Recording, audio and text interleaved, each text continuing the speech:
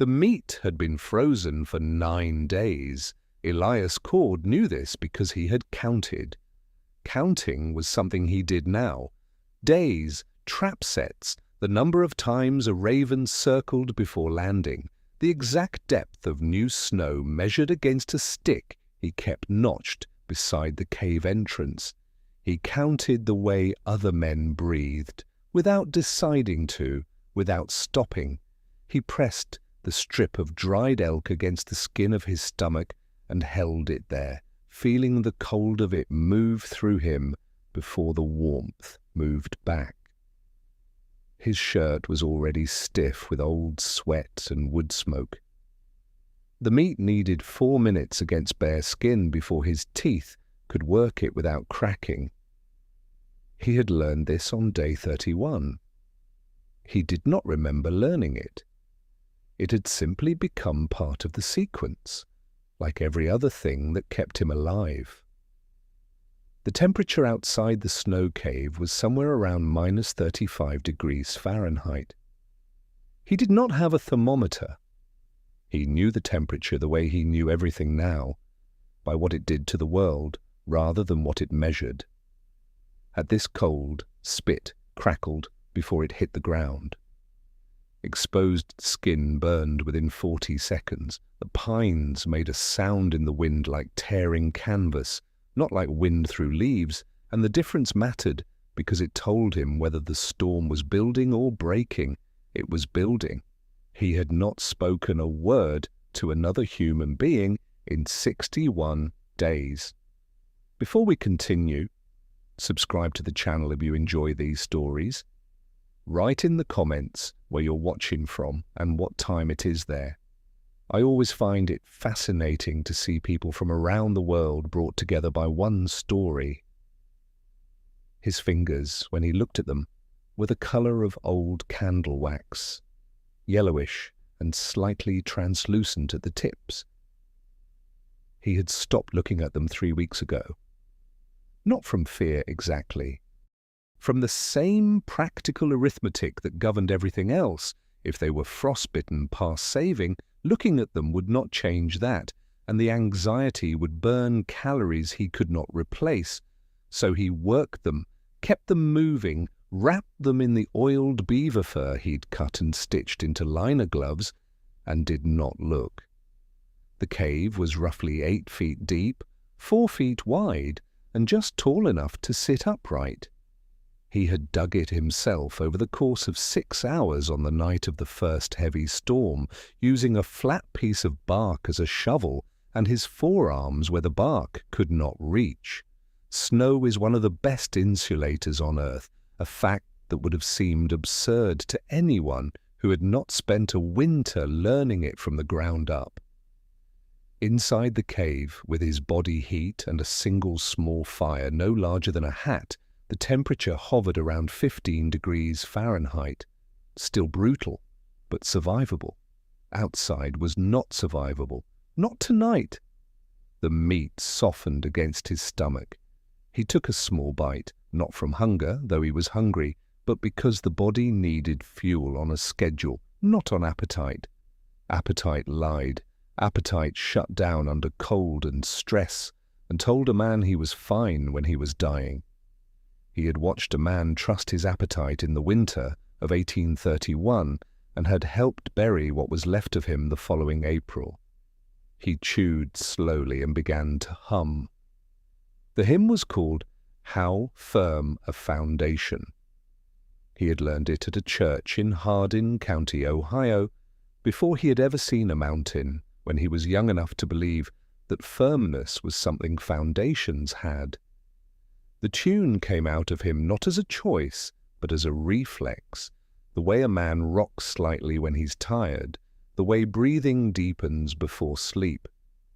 It filled the cave and disappeared into the packed snow walls, and outside the wind tore through the pines, and the fire guttered, and Elias Cord held frozen meat against his stomach and hummed. He was 28 years old. He had been in the Rocky Mountains for 10 years, There were at this moment roughly 3,000 other men scattered across this same wilderness, trappers, hunters, scouts and wanderers who had come west for reasons ranging from contract wages to debt to something that could not be named cleanly in a letter home. 1 in 6 of them would not survive their first year. The ones who made it past the first year died at lower rates, but they died in specific ways, drowning in spring thaw rivers swollen to the width of small lakes, being killed by grizzly bears whose territory they had misread, freezing during storms that arrived without warning, and occasionally being killed by the Native American tribes who had watched these strangers move through their territory for a decade and were running out of patience. Elias had survived all of it, 10 years, multiple winters, multiple Blackfoot encounters, 2 grizzly bears, and 1 moment with a rattlesnake that he did not think about if he could help it. But something was different about this winter. He had felt it since October. A single beaver pelt that year would sell for $6 at the summer rendezvous, roughly the same as 2 weeks' wages for a laborer back east. $6 was the price the entire machinery of his life ran on. The traps, the ammunition, the salt and flour and coffee that kept a man functional through the cold months, all of it purchased at the summer trading gathering with the accumulated catch of the year. The math had always been narrow, it had never been this narrow, and the beavers were fewer, measurably, undeniably fewer. The ponds and streams that had once shown clear sign gnawed stumps, mudslide channels down the banks. The particular flattened grass around an active lodge showed nothing now. Quiet water, untouched bark. Elias had moved his trap lines 3 times since September, pushing farther north each time into terrain that required longer travel and offered worse shelter.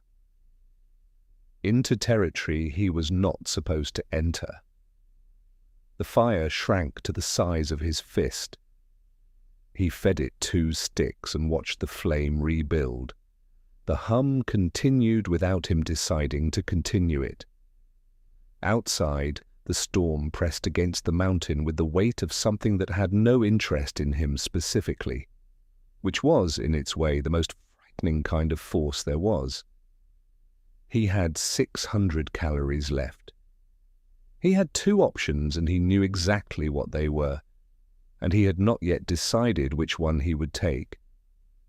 The decision could wait until morning. In the morning, he would have to think clearly, and thinking clearly required sleep, and sleep required warmth, and warmth required the fire, and the fire required wood, and the wood was running lower than he wanted. He fed it 1 more stick, not 2, 1. He pressed the last of the frozen meat against his stomach and waited for it to soften. And the hymn kept coming out of him, steady as breathing, steady as the count of days on the notched stick by the entrance. 61 marks now, each one a morning he had woken up and found himself still in the world. To understand what brought Elias Cord to that cave and why 61 days of silence produced a hymn instead of a scream. The story has to go back further. Not just to the beginning of his time in the mountains, to the beginning of the world those mountains contained, a world that was already disappearing before he arrived in it, though no one had told him that. The Rocky Mountains run for 3,000 miles. That number means very little until you stand at the base of them. The Front Range in what is now Colorado rises from the flat prairie floor with no warning, no foothills, no gradual transition, just flat earth, and then, suddenly, walls of granite and pine climbing to 14,000 feet, as if someone had drawn a line and decided that everything past it would be different. In the 1830s, fewer white Americans had laid eyes on the interior of those mountains than had attended any single Sunday service in Philadelphia. The continent's interior was, in the most literal sense, unknown. Not in the vague way that distant places are unknown, but in the specific way that means no reliable map existed, no road, no supply post, no rescue. What existed was silence on a scale that had no Eastern equivalent. The air at 8,000 feet smells different from anything at sea level, thinner, sharper, carrying pine resin and cold rock, and, in certain valleys, the iron and mud scent of beaver ponds. The rivers run fast and clear over granite beds, fed by snowmelt that begins in May and never fully stops. In winter, the same rivers lock under ice 2 feet thick, and the valleys between the peaks fill with snow that can reach the roof lines of a man standing upright. Elk move through those valleys in herds of several hundred, their breath rising in synchronized clouds. Wolves follow at a distance that never varies. In the 1830s, all of this was true, and all of it was irrelevant to the men who came here, because they were not here for any of it. They were here for a hat. Specifically for the felt that went into the construction of a particular style of broad-brimmed hat that had been fashionable among European gentlemen since the late 1600s. Beaver fur, processed and compressed into dense felt, produced a hat that held its shape through rain, held a crease along the crown, and signaled wealth with a subtlety that other materials could not match. London hat makers consumed tens of thousands of beaver pelts per year. Paris consumed nearly as many. The demand was so consistent and so large that it had already wiped out the beaver population across most of eastern North America by 1800, pushing the trade progressively westward, up rivers, over mountains, until it arrived at the last place the animal existed in serious numbers. The Rocky Mountains. The streams and high ponds of the Continental Divide, cold and remote and full.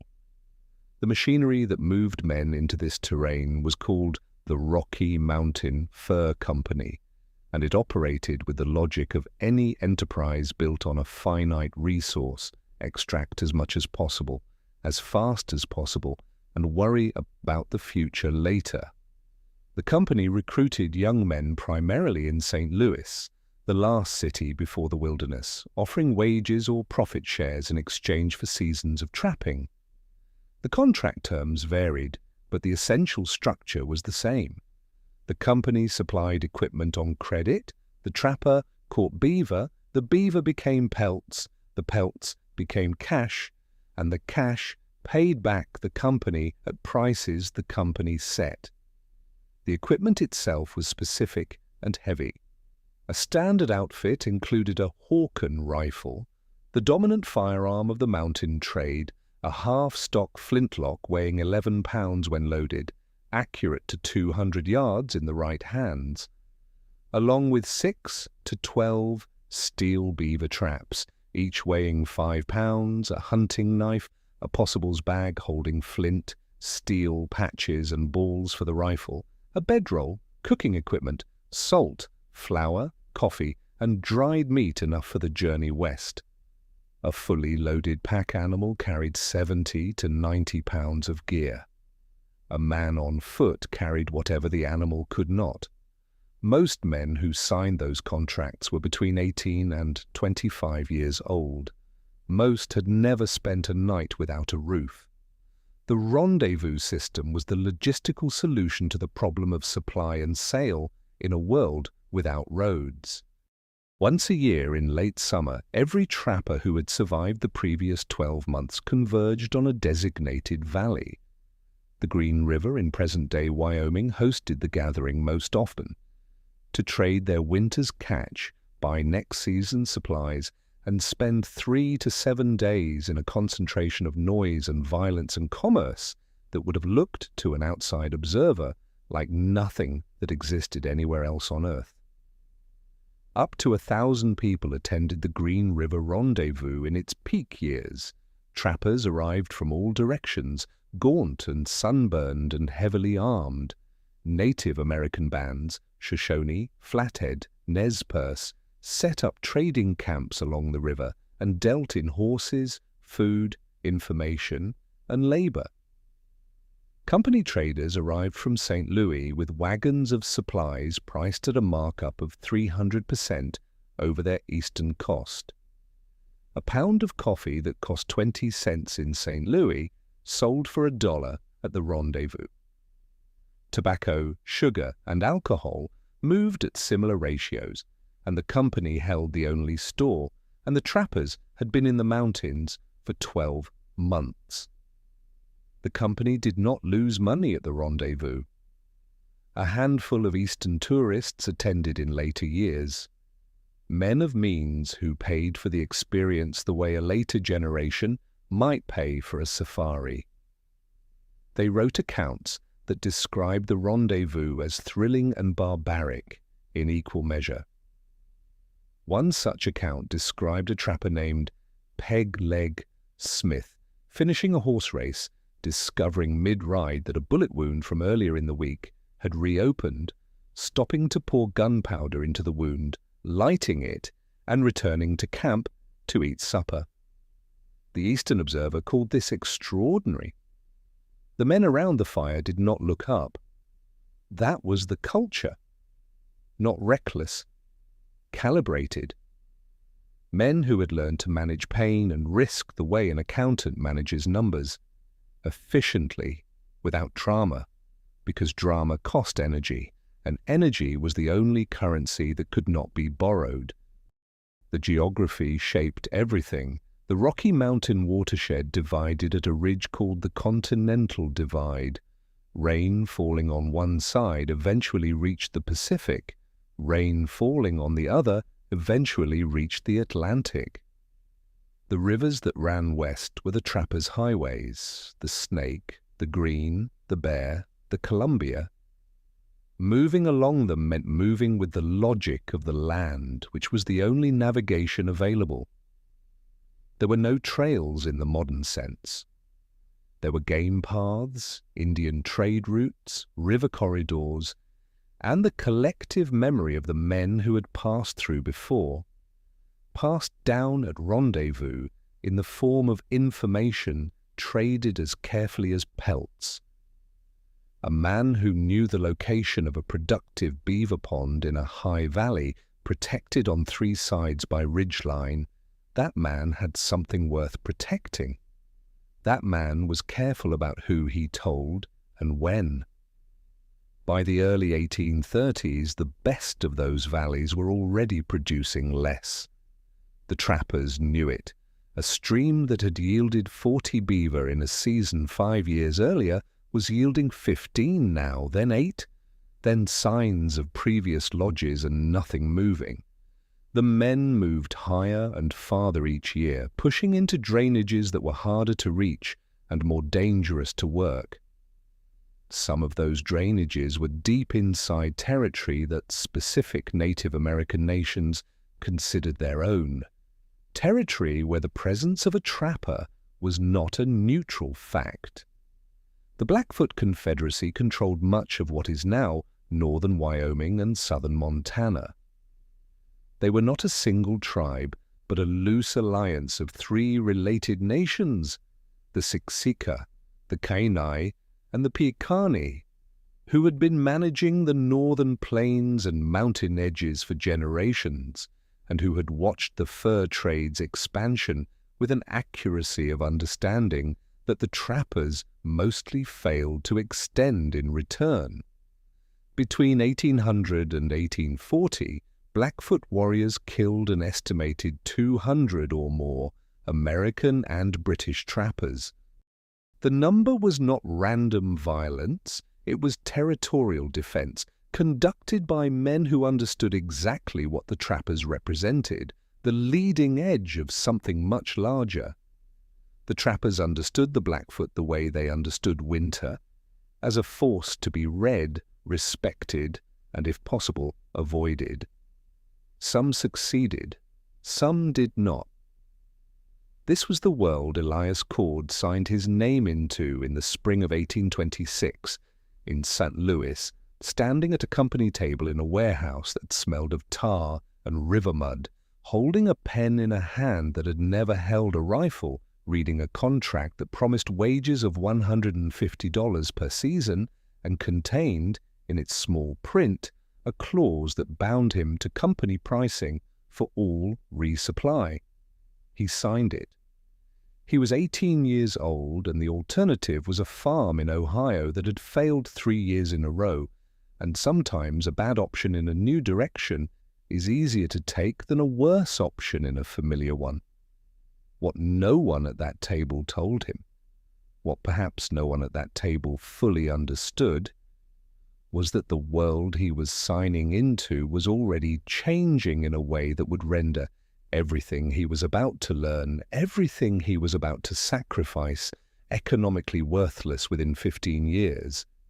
The beaver trade did not collapse slowly. It collapsed the way a riverbank undercut by water collapsing, holding, and then gone. And the force doing the undercutting was not competition, not overhunting, not even the diminishing beaver populations, though all of those were real. It was fashion. Sometime in the mid-1830s, European hat makers began shifting from beaver felt to silk. Silk hats were cheaper to produce, held their shape well enough, and carried a different kind of status signal. The shift was not dramatic or sudden from the inside. Prices dropped a little, then a little more, then buyers at the rendezvous began offering less per pelt without fully explaining why.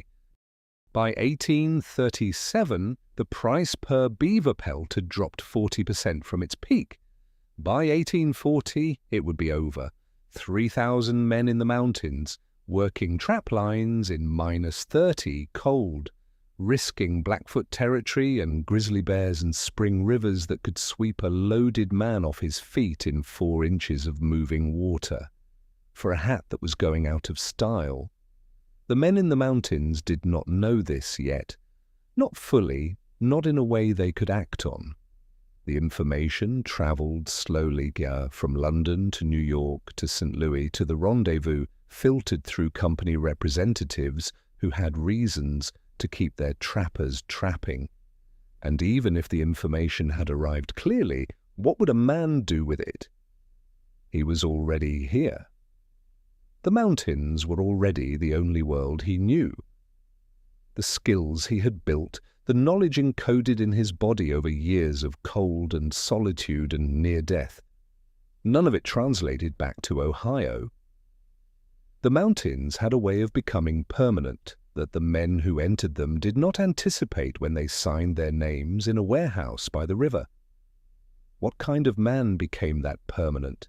What did he carry with him before the mountains made him into something else entirely? Elias Cord was not remarkable in St. Louis.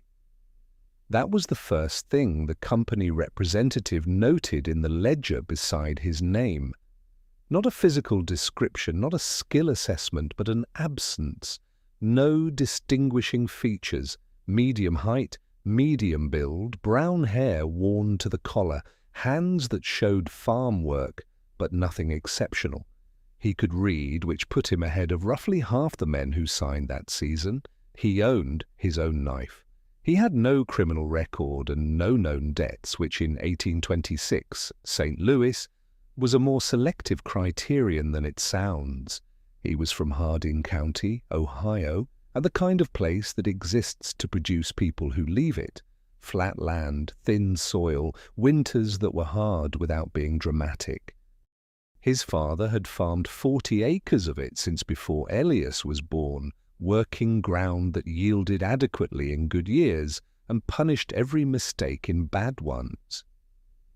3 consecutive drought years between 1823 and 1825 had taken the farm from marginal to finished. The family did not lose the land in a single catastrophic moment. It went slowly, the way a candle burns, predictably, and without remedy. Elias was the third of 4 sons. The farm could absorb one of them, possibly 2. It could not absorb 3. The math was simple and had no argument. He arrived in St. Louis with $11, a Hardin County accent that made city men smile, and a particular quality that the company representative had failed to note because it was not visible in a warehouse: an absolute, almost mechanical patience. He could wait. He could sit with discomfort without needing to resolve it. Whether this was a trait he was born with or one produced by years of watching a farm slowly fail, no record says. But it would become the most important thing about him. The first year in the mountains nearly killed him regardless. He entered the Rockies as part of a brigade, a group of 8 to 12 trappers who moved and worked together through at least the first season, sharing camp and splitting the risk of encounter with bear, flood, and the Blackfoot. His brigade leader was a Virginia man named Harker, who had been in the mountains 4 years and communicated his knowledge in the specific way of men who have learned things the hard way by demonstration, not explanation. Harker showed his men how to set a beaver trap by doing it once. He did not show them twice. Elias watched with the concentrated attention of a man who understood that inattention had a body count. The first winter taught him cold in a way that no Ohio winter had. The temperature in the high valleys dropped to levels that made metal brittle, not figuratively, but literally.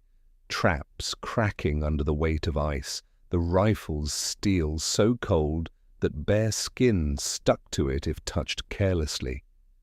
He learned to keep the rifle inside his bedroll at night to preserve the flintlock's function. He learned that wet feet were a medical emergency, not a discomfort, and that the difference between manageable cold and fatal cold was sometimes the single decision of whether to stop and address a wet boot or push on another mile to camp. He made the wrong decision twice in the first winter. He survived both mistakes by margins he did not fully appreciate until later. The brigade lost 1 man that first season. Not Elias. A Kentucky trapper named Aldous, who misjudged the depth of an iced-over creek crossing in March, went through and was out of the water and moving within 30 seconds. But was a mile from camp and the temperature was 20 below. He made it back. He lost 3 toes on his right foot and the tips of 2 fingers. He completed the season, sold his catch at the summer rendezvous, and did not return the following year. Elias returned. By the 3rd year, something in him had reorganized around the mountains in a way he did not have language for and did not try to articulate. He moved differently, slower in deliberate ways, faster when speed was the correct response, with an economy of motion that reduced heat loss and energy expenditure without appearing to be anything other than the way he walked. His face had changed in the way that faces change under sustained ultraviolet exposure and wind. Leathered, deeply lined by the 2nd decade, the eyes permanently narrowed against brightness, the jaw set in a way that a man from a town might read as unfriendly, but was actually just stillness. It was the face of someone who no longer wasted expression. It was in the 3rd year that he met Beaumont.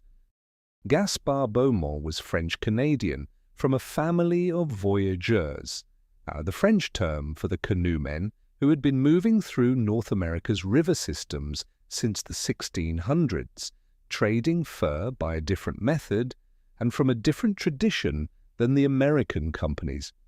He was 12 years older than Elias, compact and dark-eyed, with a scar along his left jawline from a knife dispute he described only as educational.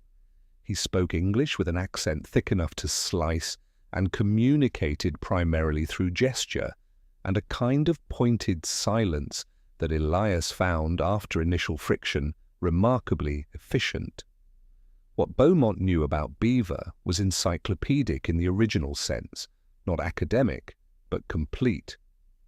He could read a pond's productivity from the far bank without approaching it, assessing the age of gnaw marks on a stump, the angle of a mudslide, the watercolour near a lodge.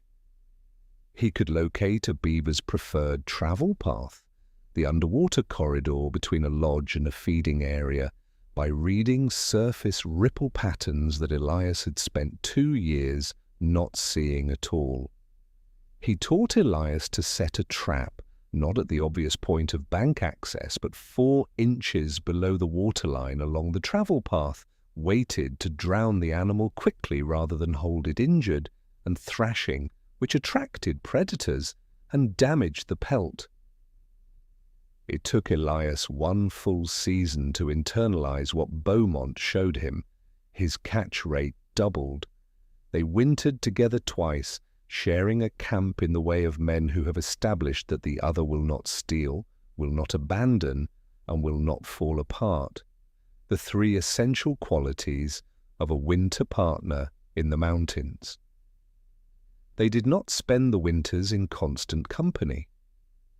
Days went by with no exchange beyond the practical.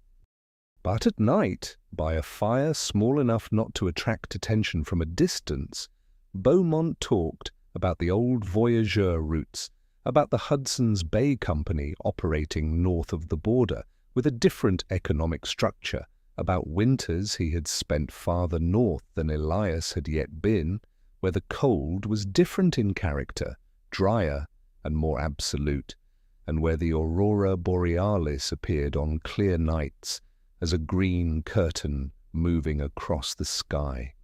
Elias listened. He kept a journal, a water-stained ledger bought at the 1828 Rendezvous for 50 cents, and in it recorded trap set locations, weather patterns, travel distances, animal sign, and occasionally, in the margins, observations that were not strictly practical. The entry for February 14, 1831, reads, "Snow again. B says the creek below the south ridge runs open all winter. We'll check tomorrow." The entry for the following day, he was right. The journal does not record emotions directly. What it records is attention, relentless, detailed attention to the world around him, the weather, the animals, the condition of the ice, the behavior of ravens, which he observed as weather indicators a full day ahead of any change. In 300 pages, he mentions his family in Ohio twice. He mentions Beaumont 47 times. He carried 4 other items that had not come from the company. The Hawken rifle he'd bought second-hand in St. Louis, a steel striker for fire-making he'd had since Ohio, a small whetstone worn concave from years of use, and a letter from his mother written the week he left. The letter was folded inside the back cover of the journal. The paper had softened to near cloth from handling, but the writing remained legible. He had read it once, in the first week, when he was still close enough to Ohio that the distance felt crossable. After that he carried it without reading it. Some things a man keeps not to use but to keep. By 1835, Elias was operating as a free trapper, independent of the company brigade structure, selling his catch at the Rendezvous to whichever buyer offered the better price, supplying himself on cash rather than company credit. This was a more precarious arrangement financially, and a more dangerous one logistically, since a free trapper had no brigade to share risk with. But it offered something the brigade structure did not, the ability to go where the beaver actually were, rather than where the company decided to send men. Where the beaver actually were, by 1835, was getting harder to answer. The streams Elias had trapped reliably for 5 years were thinning. Not empty, not yet. But the math of a season's catch was changing in a direction that had only one end point. He had begun pushing his range north and east into drainages where the beaver were still present in numbers, but where the terrain was harder, the winters longer, and the country more thoroughly claimed by the Blackfoot. He had crossed into Blackfoot territory twice before the winter of 1836, and come back both times without incident. The second time because he saw a scouting party at a distance and spent 2 days motionless in a stand of timber, waiting for them to move past. 2 days, without fire. In October, at altitude, the patience that the company representative had failed to note in his ledger was, by this point, an instrument so refined it barely resembled the quality it had started as. He was 28 years old. He had outlasted 4 brigade partners and buried one of them. He knew the Green River drainage the way a city man knows his own neighborhood, not as geography, but as a set of specific relationships between terrain, weather, season, and the movement of animals. He knew which high passes closed first in autumn and which ones held walkable until December. He knew 3 separate locations where water ran warm enough from underground thermal sources to stay liquid through even the hardest freeze. He knew things that no map contained because no map existed precise enough to contain them. What he did not know, heading into the autumn of 1836, was that the winter coming toward him was unlike any he had yet experienced, and that something else was moving through his territory that had nothing to do with weather. The first sign was the birds, specifically the Clark's nutcrackers, small grey and black birds that worked the high pine stands for seeds, and were, in Elias's experience, among the most reliable indicators of coming weather. They moved to lower elevation in advance of serious storms, sometimes days before any other sign appeared. In the last week of September 1836, they came down from the upper ridges in numbers he had not seen before, not a few birds drifting lower, but a wholesale evacuation, dozens of them moving through the timber below his camp in a stream that lasted the better part of a morning. He watched them and said nothing because there was no one to say anything to. He broke his high camp that same afternoon. Not because the birds guaranteed anything, animals were indicators, not oracles, but because the cost of being wrong about the birds was manageable, and the cost of being wrong in the other direction was not. He moved his gear down 2,000 feet in elevation and established a lower camp near a creek drainage he had used before, a site with natural windbreak on 3 sides and a stand of dead timber close enough to harvest for fuel without long carries. He worked fast, without hurrying. Fast and hurrying were different things. The storm arrived 6 days later, not in October, in late September, 6 weeks earlier than any storm he had logged in 10 years of mountain autumns. It came from the northwest in the afternoon, dropping the temperature 20 degrees in 4 hours. A rate of change fast enough to kill an animal that hadn't fattened sufficiently for winter, fast enough to ice over moving water overnight, fast enough to make a man who had not yet prepared his winter cache suddenly aware of exactly how unprepared he was. Elias was not unprepared. But the gap between his preparations and what this winter appeared to require was already visible on the first day. He spent the storm's first 3 days inside his shelter, working by feel in near darkness, repairing gear, inventorying supplies, and thinking through the arithmetic of the season ahead, with the deliberate focus of someone who knows that arithmetic has consequences. His food stores were adequate for a normal winter. built on the assumption of regular successful trapping supplementing the cache through the cold months. A normal winter allowed trapping through December, sometimes January. If this winter closed the trap lines in October, the equation changed.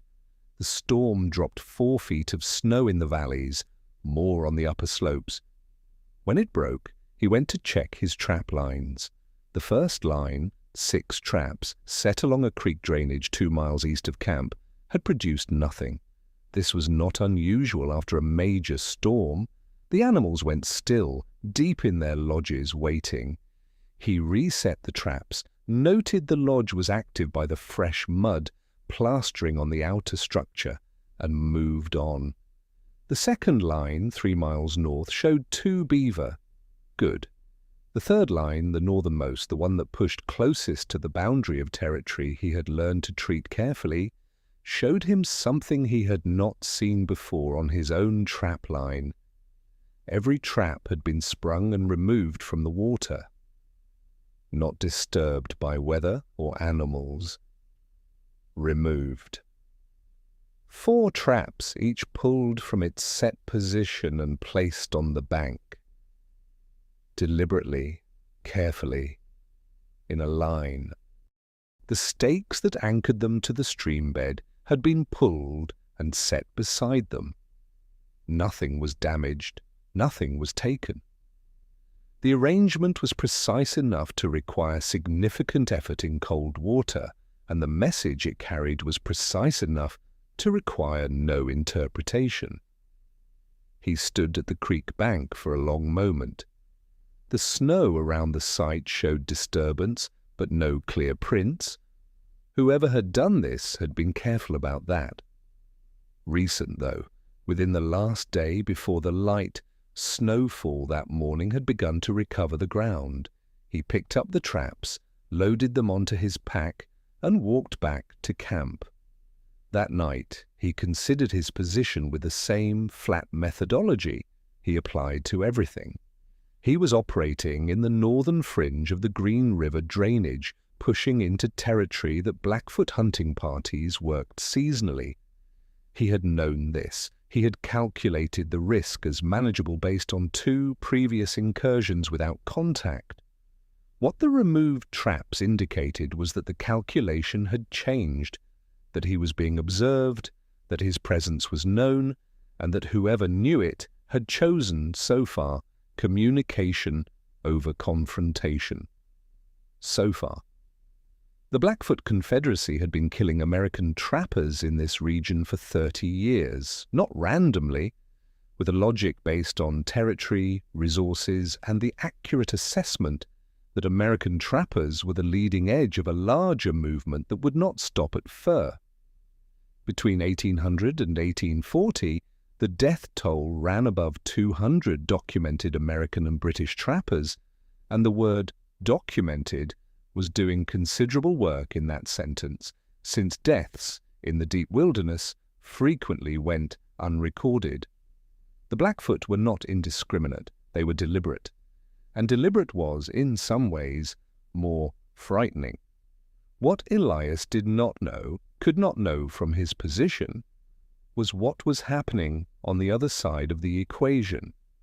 The same early winter that had forced him to move his camp was pressing on the Blackfoot hunting bands with a different but parallel brutality. The buffalo migration through the northern plains had arrived late that year, and thin, disrupted by the same weather patterns that had sent the nutcrackers down from the high ridges weeks early. Buffalo were the central resource of plains and mountain-edge Blackfoot life, food, shelter material, clothing, tools. A thin migration meant thin stores entering a hard winter. The hunting bands that worked the mountain edges were already under pressure when they encountered Elias's trap lines, and a man with steel traps and a Hawken rifle represented something beyond a territorial violation. He represented resources. Elias rebuilt his northern trap line farther south, giving up 2 miles of productive drainage to move away from the boundary. His catch dropped. Not catastrophically, not yet. But the new sets were in water he had already worked heavily in previous seasons, water where the beaver had been thinned. The math of the season kept shifting in the wrong direction, and October had barely started. Then the price news arrived. He learned it from another free trapper named Pickett, who passed through his area in mid-October, heading south toward lower country for the winter. They shared a camp for one night, the first human contact Elias had had in 3 weeks, and Pickett carried information from the last rendezvous that he delivered the way a man delivers bad news he has had time to get used to, flatly, without softening. The London market price for beaver pelt had dropped again, not a seasonal fluctuation, a structural drop, the kind that comes from a change in what people want rather than a change in how much they can pay. The company buyers at the rendezvous had offered prices 40% below the peak year of 1833. Several smaller buyers had not appeared at all. One company representative had told a group of trappers, in language that was more candid than company representatives usually managed, that the silk hat was eating the felt hat alive in European markets, and that the trajectory was not reversing. Pickett moved on the following morning. Elias watched him go and then sat by his fire. For a period of time he did not record in the journal. The entry for that day contains a single line: Pickett south, market news poor. We'll need to push the north line regardless. Regardless, the word sitting in the middle of that sentence like a stone. He had been risking his life in Blackfoot territory for a market that was collapsing. The previous 10 years, the accumulated knowledge and endurance and scarring and loss, all of it had been building toward a profession that the world had already decided to stop needing. The men in the mountains did not know this fully yet. Most would not understand it for another 2 or 3 years. But the information was in motion, travelling toward them at the speed of company decisions and market reports, and it could not be stopped by the fact that they were here and had nothing else. What it meant for Elias, practically immediately, was this: to have any viable catch to sell at the 1837 rendezvous, he needed more beaver than his current lines could produce. More beaver meant the northern drainage. The northern drainage meant Blackfoot territory. The removed traps had been a message. He was about to answer it in the only way his situation allowed. He pushed his northernmost line back to its original position on the 1st of November. The traps ran for 3 days unmolested. He began to think the message had been sent and answered, and the situation had found a kind of equilibrium. He reset them on the 4th morning, working in the dark before dawn, because the temperature was dropping again, and he wanted to finish before his hands lost dexterity, crouching at the creek bank with the trap chain looped around his wrist and the cold water already past his elbow. He did not hear anything. He felt it. A change in the quality of the silence, a sudden absence of the small sounds that filled a forest morning. The birds, the squirrels, everything going still at once, the way a room goes quiet when someone walks through a door, carrying something heavy. He finished setting the trap. He pulled his arm from the water. He stood up slowly, not quickly, and walked back to camp at the same pace he always walked, and did not look behind him. The feeling of being watched does not leave a man just because he decides to ignore it. He was deeper into Blackfoot territory than he had ever gone. The winter was harder than any he had known. The market he was trapping for was dying, and whatever had removed his traps from the water with such deliberate care was still out there, watching, still deciding. He needed this to work. And the mountains in the winter of 1836 had already decided to make everything harder. He woke before light every single day. Not because he set any kind of alarm, there was no such thing, but because his body had reorganized itself around the rhythms of survival so completely that sleeping past first grey light felt, by year 3, as alien as sleeping through a fire. The darkness before dawn was the safest working window. Cold enough that his breath came in small clouds, still enough that sound carried farther than it would at midday, dark enough that moving figures were hard to distinguish at distance. All of those conditions favored a careful man over a careless one. The first decision of every morning was fire, not whether he wanted one, whether he could afford one. A fire in the high country in winter was visible for miles, the smoke column rising straight up in still air, bending and thinning in wind, but never disappearing entirely. In territory where his presence was already known and already contested, a fire was a precise announcement of location. He made the calculation fresh each morning: temperature, wind direction, how much fuel he had, how much body heat he could sustain through the day's work without the fire's assist, whether the smoke would disperse through timber or rise clean above the tree line where it could be read from a ridge. Most mornings he made a fire. Small, contained to a pit he dug each time and filled after. Enough to melt snow for water, to warm the rifle mechanism, to heat whatever he was eating. 20 minutes, then out. Water came before food, always. Dehydration in cold conditions was one of the least understood killers of the mountain wilderness. The cold, suppressed thirst signals so effectively that a man could be dangerously dehydrated while feeling no particular need to drink. Elias had learned this, not from any written source, but from watching what happened to men who didn't know it.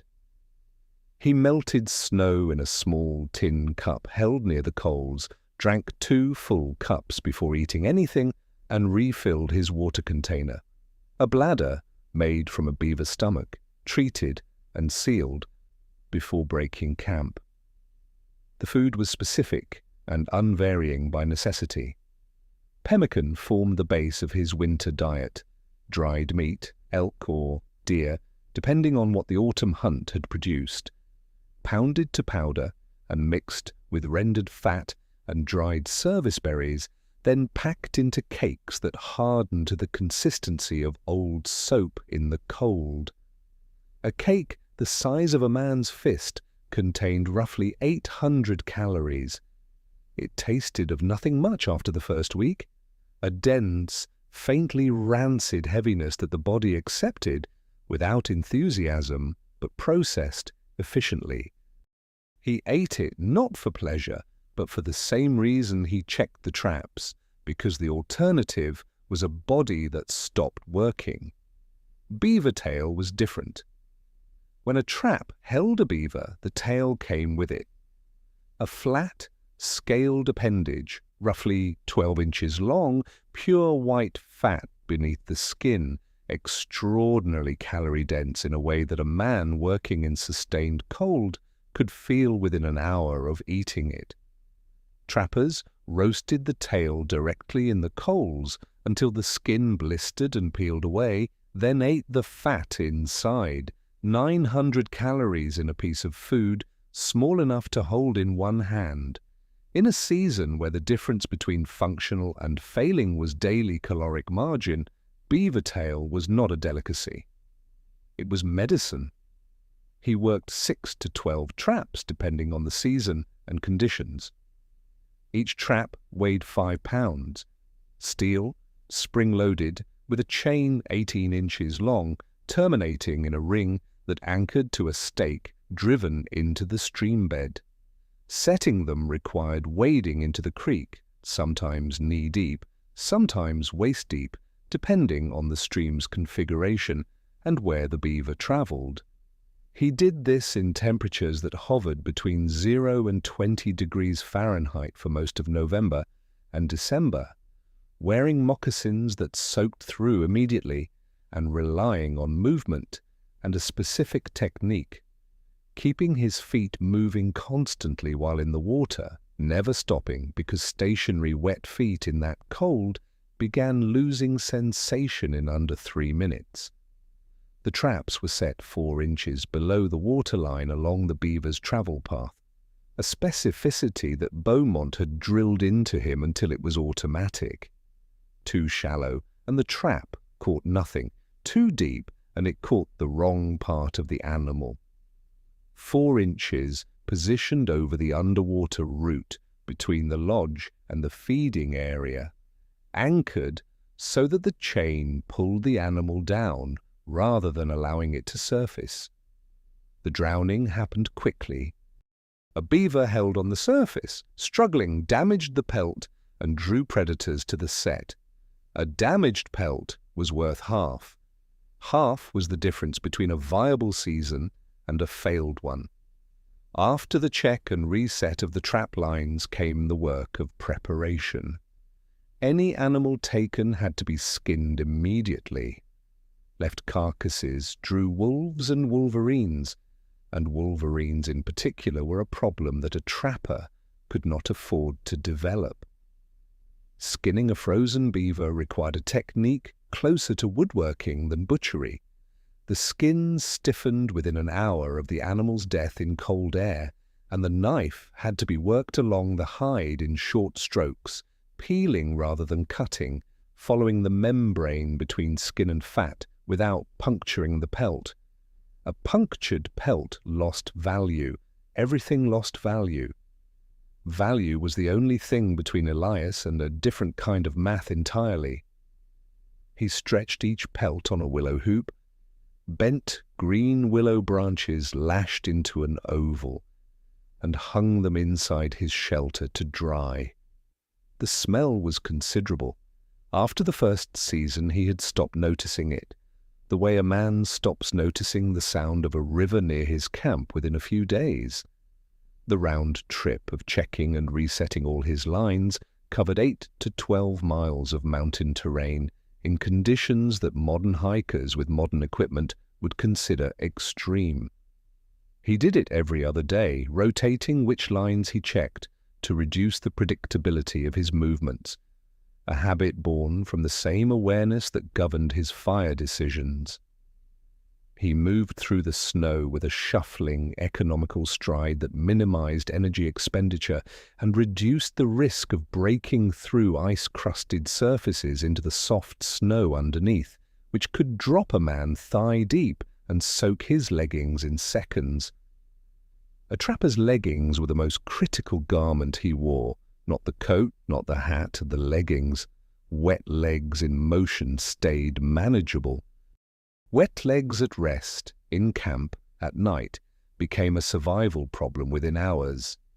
Elias wore 2 layers, an inner pair made from the tanned hide of a deer, brain-tanned using a method that kept the leather supple and somewhat water-resistant even when wet, and an outer pair cut from a wool blanket he had bought at the 1834 Rendezvous and hoarded with a care that the blanket's original manufacturer would have found excessive.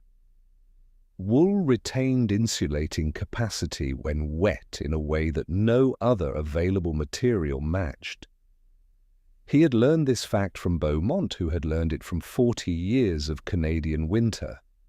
The shelter itself had evolved over 10 years from the rough lean-to of his first season to a structure that a person familiar with Arctic survival techniques would recognize immediately. Low profile, half buried in the snowbank it backed against, the entrance tunnel angled downward and then up, so that cold air which sank pooled in the entrance tunnel rather than flowing into the sleeping area. Inside, a platform of cut pine branches elevated his bedroll 6 inches off the ground, separating him from the cold, conducted upward through the snow floor. The walls were packed snow over a willow framework, with a single smoke hole positioned downwind. He had not built it in a day. He had refined it over 12 winters, adding each adaptation the season it became necessary. The journal from November 1836 records, in its spare way, 17 consecutive days of functional trap work. Catches were modest but present. Weather was hard but not yet catastrophic. The entry for November 19th reads 6 sets on North Creek, 2 taken, pelt condition good. Wind shifted northwest by evening. The entry for November 20th, North Creek quiet. Reset east line, snow beginning midday. The entry for November 21st, did not go out. Repaired trap chain. Wind very strong from northwest. 17 days of this. Waking before light, the fire calculation, the water, the pemmican, the 8 miles through snow, the wet arms and the skinning knife and the willow hoops drying in the shelter. Then camp, maintenance, sleep, and again. What a man from the eastern states would have called suffering, Elias called Tuesday. The body adapted to the cold in ways that took several seasons to fully develop. His resting metabolic rate, the number of calories his body burned simply staying alive, had elevated significantly over a decade in the mountains, a documented physiological response to sustained cold exposure that produced more internal heat but demanded more fuel. He needed 4,000 to 5,000 calories a day to sustain full function. On days when the catch was poor and the pemmican supply was running toward the bottom of the cache, he operated on less, feeling it first as a slight dimming of peripheral awareness and later, if it continued, as a heaviness in the legs that had a specific quality different from normal fatigue. He knew the difference. He had learned to distinguish between types of depletion, the way a musician learns to distinguish between notes that are close together on the scale, by sustained, painful attention. The cold itself became a kind of sensory language. -10 felt different from -20, not just in degree, but in texture.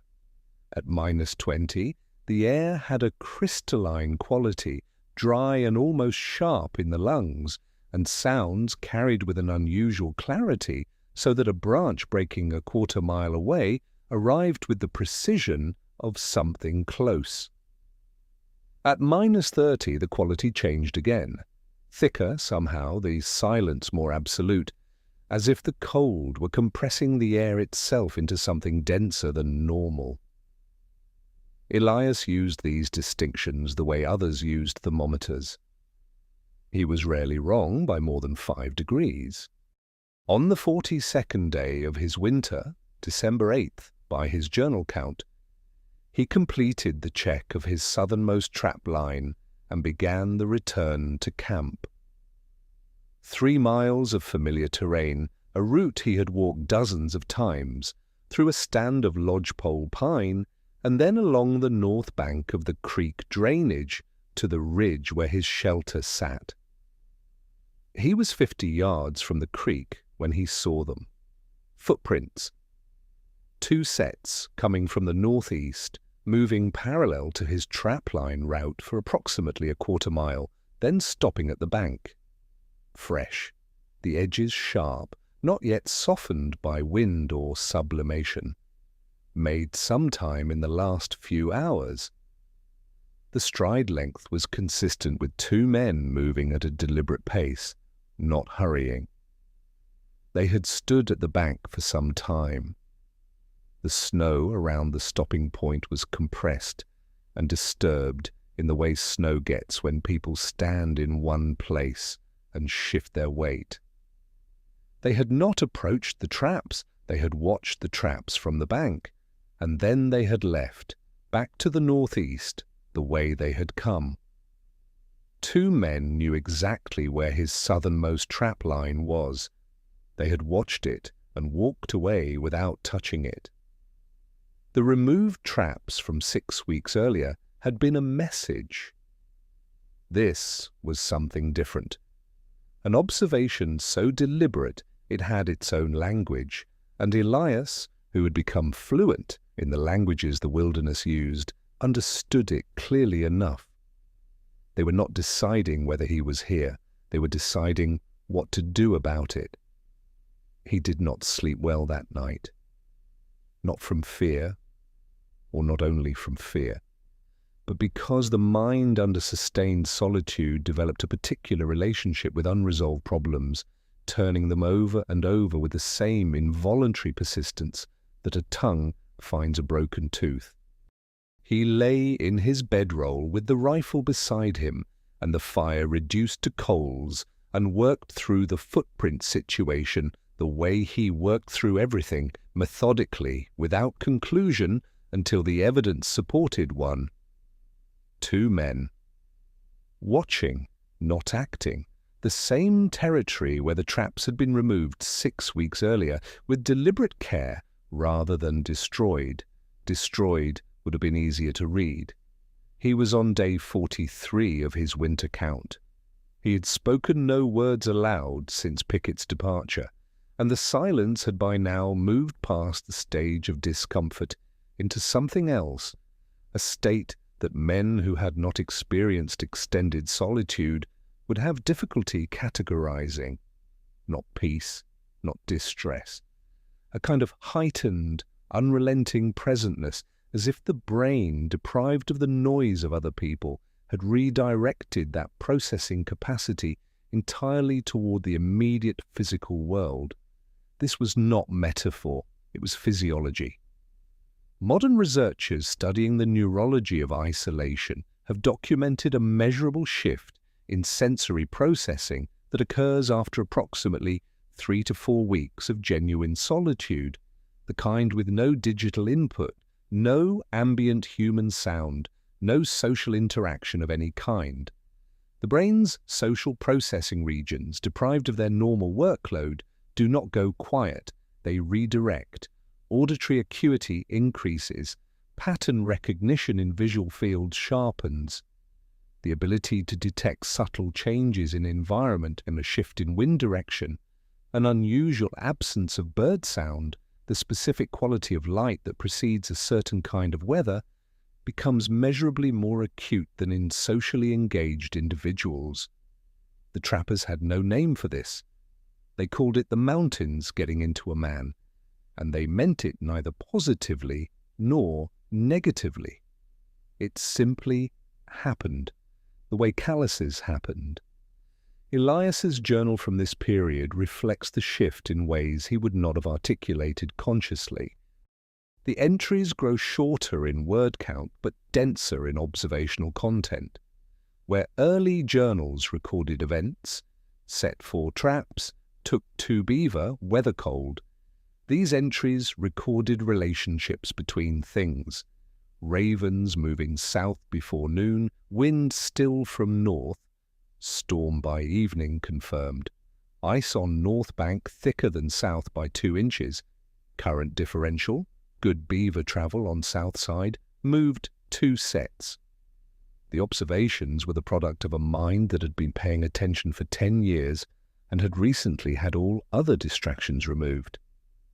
It was making him extraordinarily capable in a very specific environment.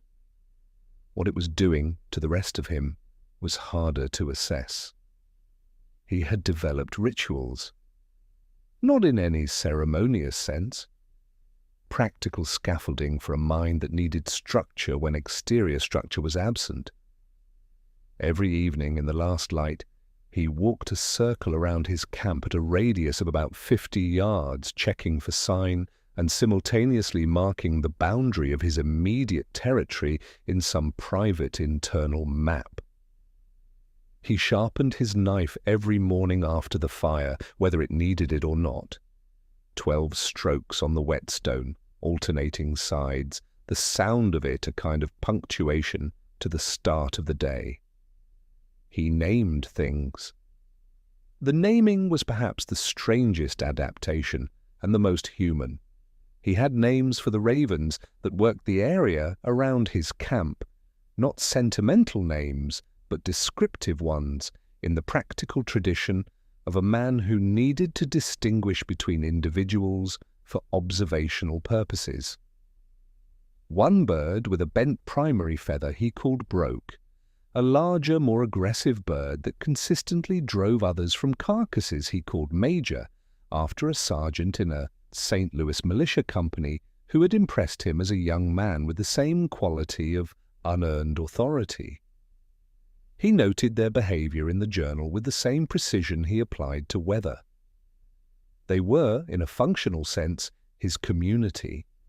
He also talked to himself, not continuously, not dramatically, brief, flat narrations of what he was doing, the same way a craftsman might think aloud while working. Left trap needs moving, creaks shifting. Wind from the east, that's different. It was not madness. It was the mind maintaining the language centers that solitude threatened to let go fallow, the same way a man keeps a fire banked through the night, not burning, just alive. Multiple accounts from other trappers of this era describe identical behavior. Joe Meek, one of the most documented mountain men of the period, wrote in his later recollections that he had spent so much time alone talking to his horse that he began to prefer the horse's conversational style to most men's. Osborne Russell, whose journal from the 1830s and 1840s is one of the most detailed surviving accounts of Rocky Mountain trapper life, described winter solitude as a state in which the mind either broke or became something stronger, and that the difference between the two outcomes had nothing to do with toughness and everything to do with having something to pay attention to. Elias paid attention to everything. He had first encountered the Shoshone people in the summer of 1829 at the Green River Rendezvous, the gathering that brought trappers and Native American bands together for trade each July. The Eastern Shoshone were among the most consistent rendezvous participants, trading horses, moccasins, food, and information to trappers who understood that information was the most valuable commodity at the gathering. They had a working relationship with American trappers that was more pragmatic than friendly, and more friendly than most trappers acknowledged in their journals, where the social pressures of a white male readership produced a specific kind of selective memory. Among the Shoshone who worked the rendezvous circuit was a woman the trappers called Wren, a name that approximated, without accurately representing, the sound of her actual name. She was older than Elias by perhaps 10 years, a skilled trader with a particular expertise in winter survival materials, prepared hides, specific plant-based medicines, food preservation techniques. She spoke a functional trade pidgin, a simplified shared language used across tribal and cultural boundaries throughout the Mountain West. And she had a manner of communicating that involved long pauses and the expectation that the other person would sit inside those pauses rather than filling them. Elias, who had become comfortable with silence, found this unremarkable. Over 3 successive rendezvous, they conducted a series of exchanges that were commercial in structure and educational in effect. He traded steel needles and iron awls, manufacturing goods that the Shoshone valued for their practical superiority over bone equivalents, for techniques and materials that his decade in the mountains had not yet provided. She showed him how to construct a particular type of deadfall trap using only materials available in a winter forest, a specific arrangement of notched sticks and a weighted flat stone that could catch small animals without metal components. He noted the technique in his journal on July 14, 1833, with the entry, Wren's Deadfall, 3-stick toggle, flat stone, trigger set light. Says pine marten and rabbit both. Steel traps better but worth knowing. Worth knowing.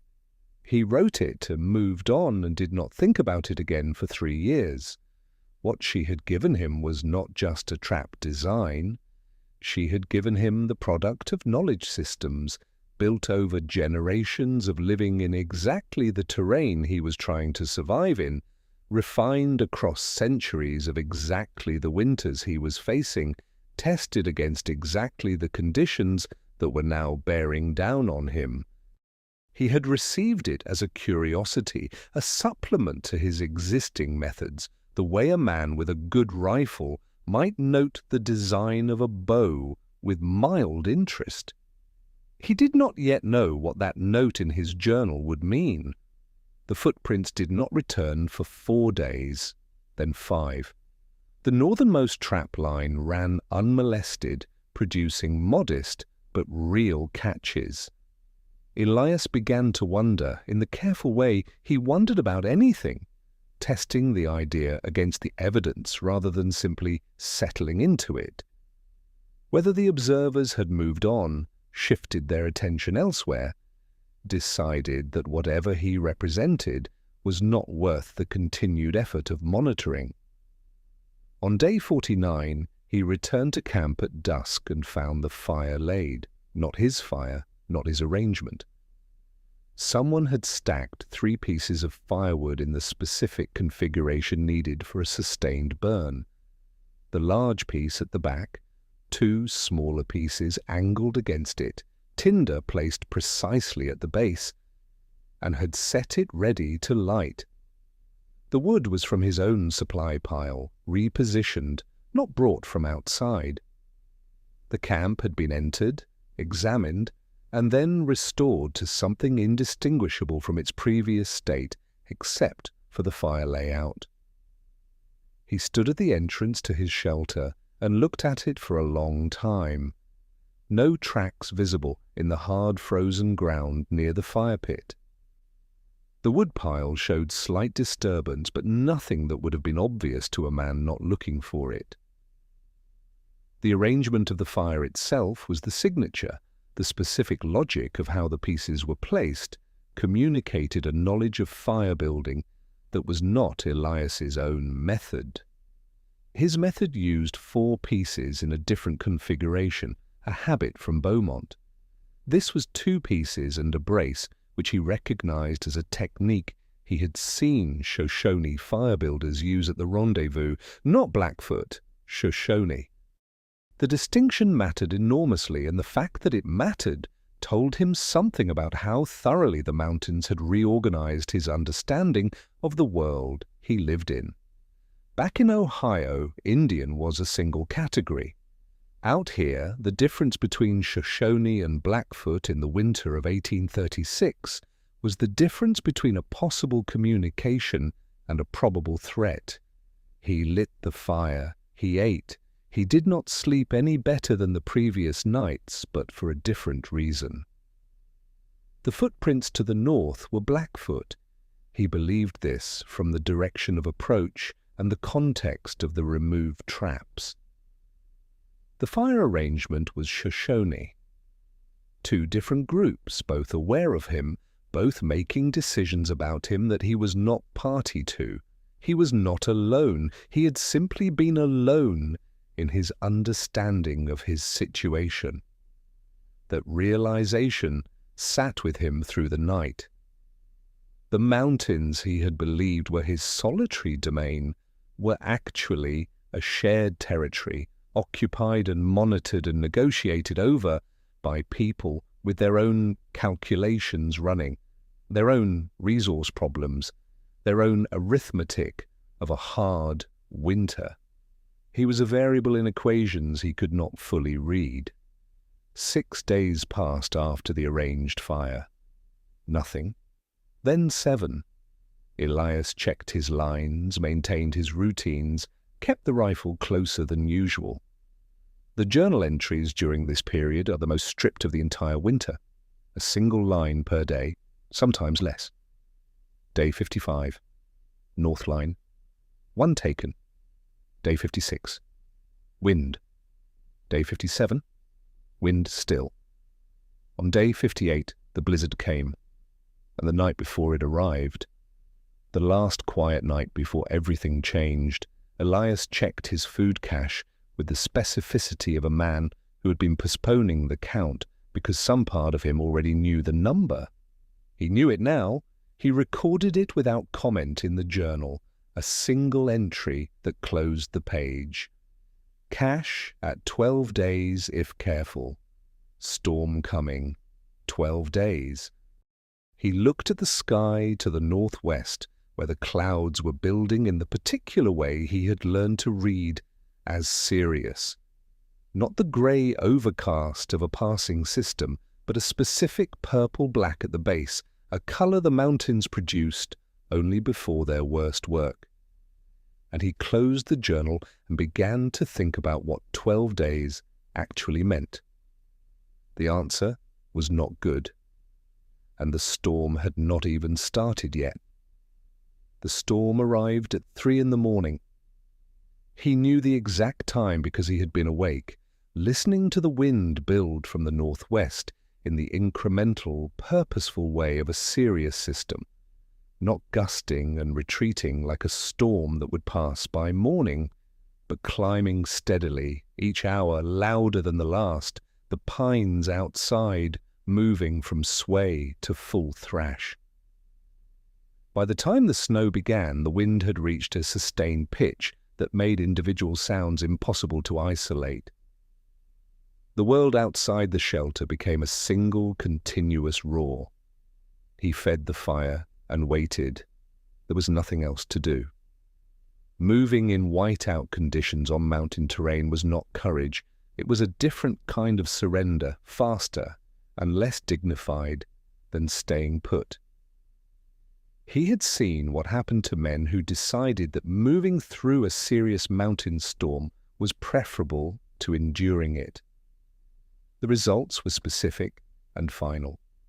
He stacked his remaining wood inside the shelter, checked the smoke hole, reinforced the entrance tunnel with the spare hide he kept rolled near the door, and settled in.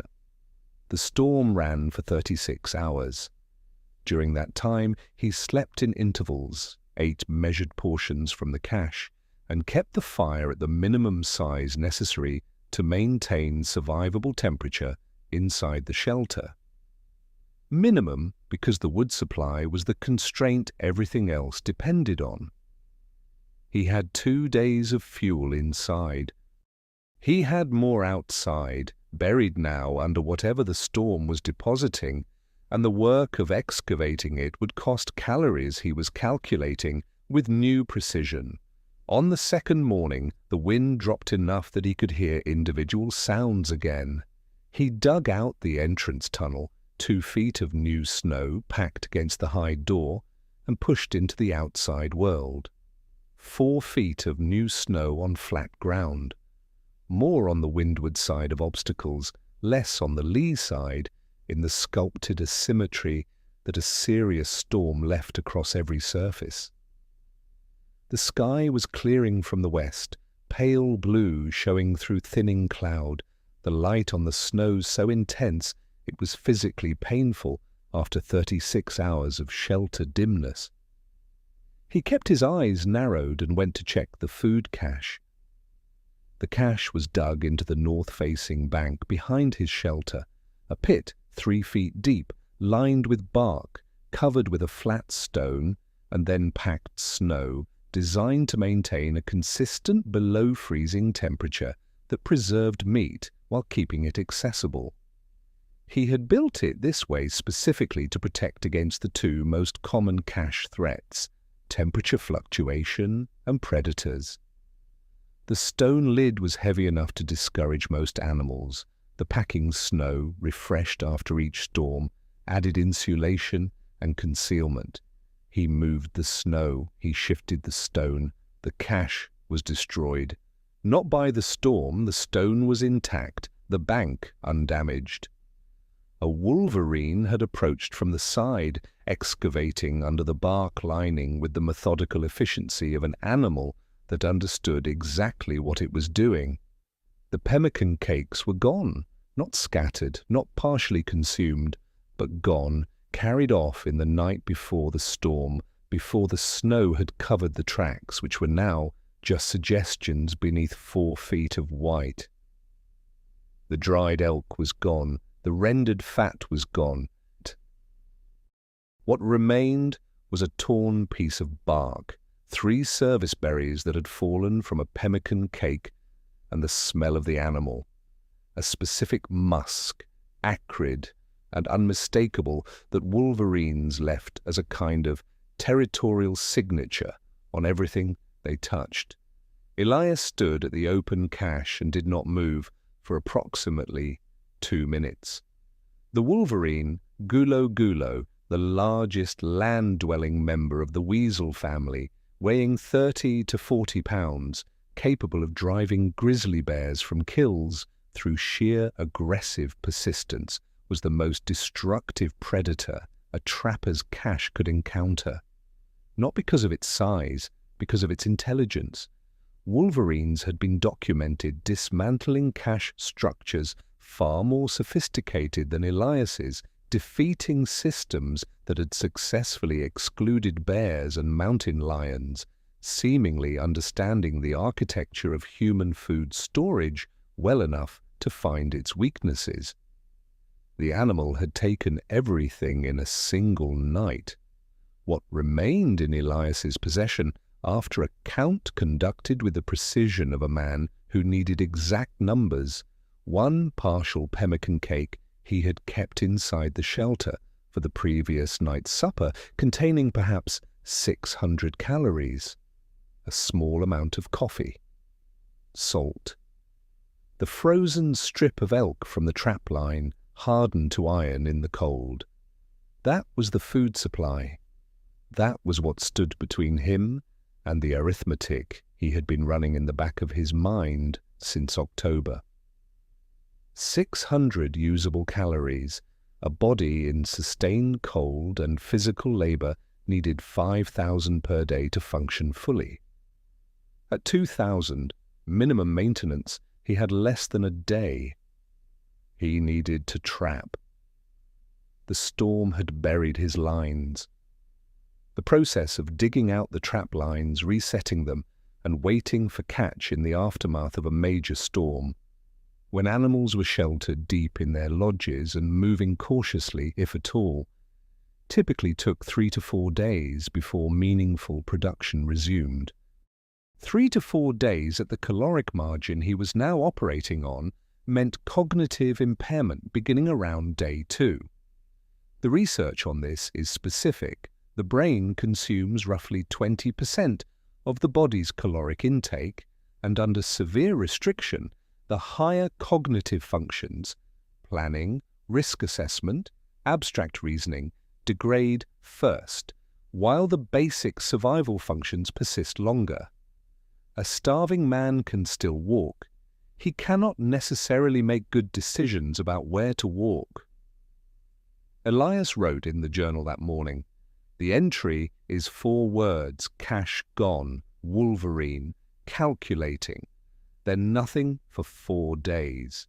The silence in the journal across those 4 days is one of the most expressive silences in the historical record of the mountain fur trade. A man who had written in it every single day since October, sometimes multiple entries per day, weather observations and trap counts and raven behavior, logged with the devotion of someone who understood that attention was the only tool that never wore out, wrote nothing. The paper that covers those 4 days is blank, except for a small, dark mark on the 3rd page that might be a thumbprint, or might be where his pen rested while he thought and then did not write. He worked.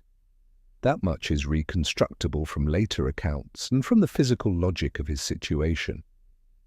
He dug out the trap lines. Hours of work through chest-deep drifts in places, the snowshoes he'd constructed from bent willow and hide strips barely adequate for the new depth. He reset the traps with hands that had stopped registering the cold water as pain and registered it instead as a kind of loud nothingness. He checked them the following day and found 2 sprung but empty. Animals large enough to trip the mechanism, quick enough to pull free. He reset them. He ate the remaining pemmican on the second day in 2 portions, measuring the second half against the dark for as long as he could before eating it. The cold on the third day reached its lowest point of the winter. He did not have a thermometer, but from the behavior of the world around him, he reconstructed it later as somewhere near -40.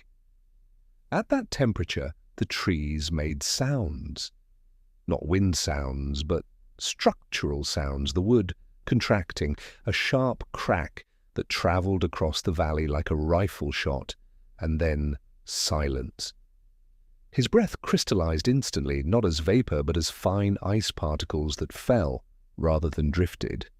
The fire burned differently, the combustion chemistry altered by the extreme cold, producing less heat per unit of fuel than it would at normal winter temperatures. He burned more wood to stay alive. The woodpile shrank. On the 4th day, without food, the heaviness he had identified and catalogued in previous lean periods arrived in a form he had not experienced before, not just in his legs but behind his eyes, a slight but persistent dimming of the edges of things, a narrowing of the visual field that he recognized with the cold part of his mind as the beginning of cognitive depletion. He ate snow deliberately, which he knew provided no calories but occupied the stomach's distress signals long enough to allow cleaner thinking. He drank 2 full cups of boiled water with salt. He checked the traps. 2 taken, 2 beaver, combined caloric value of the meat and tail, approximately 2,000 calories. Enough to function for 1 day at minimal output. He ate half immediately, crouching at the trap site, not waiting to return to camp, because the body needed the fuel before it could reliably make the decisions about what to do next. He carried the rest back and ate it that evening. The trap lines were producing, but not fast enough and not reliably enough. The variables compounded each other with a logic that had no sympathy. The beaver were moving less in the extreme cold, so catch rates were down. The snow was so deep that checking the lines cost more calories than they would have in a normal winter. The cold was burning fuel at an accelerated rate, pulling from reserves he did not have.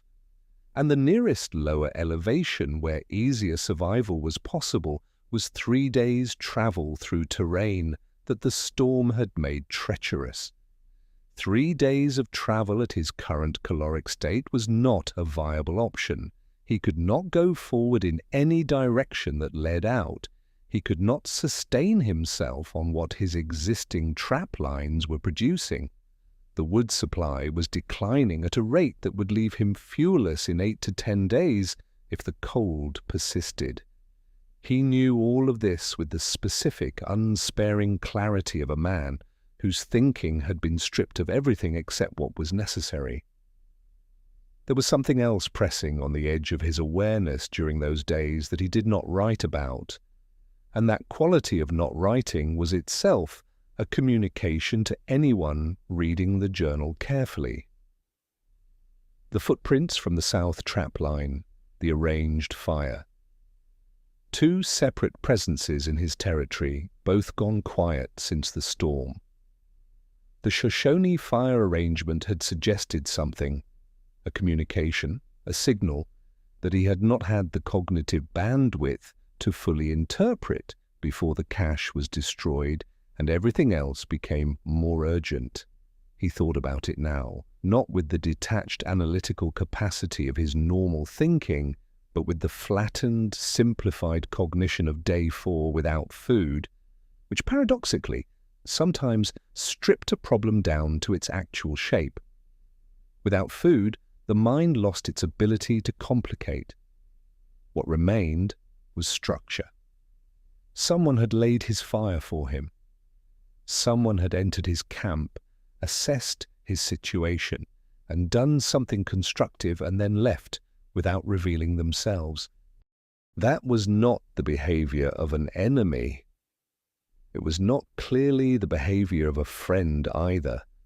It was something in between, something that required a response from him that he had not yet made. He was on day 58. The storm had taken the last of his food. The cold was the worst of the winter. His wood was running toward empty, and his trap lines were producing a fraction of what he needed. The Blackfoot watchers in the north had gone quiet, but not gone away. 600 calories left. 2 options. He sat with both of them through the night, turning them over in the depleted machinery of his thinking, and by morning he understood that there was actually a third option. One he had written off in a journal entry 3 years ago with 2 words that now looked entirely different than they had at the time. Worth knowing. The journal entry for day 59 is the longest of the entire winter.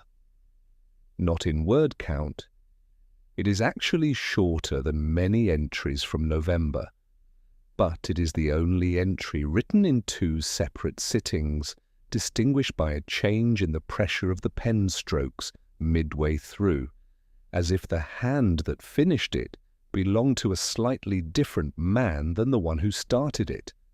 The first half, steel traps buried, north line inaccessible, south line thin, cannot reach lower elevation in current condition. 3 options, 2 are bad, then a gap in the ink.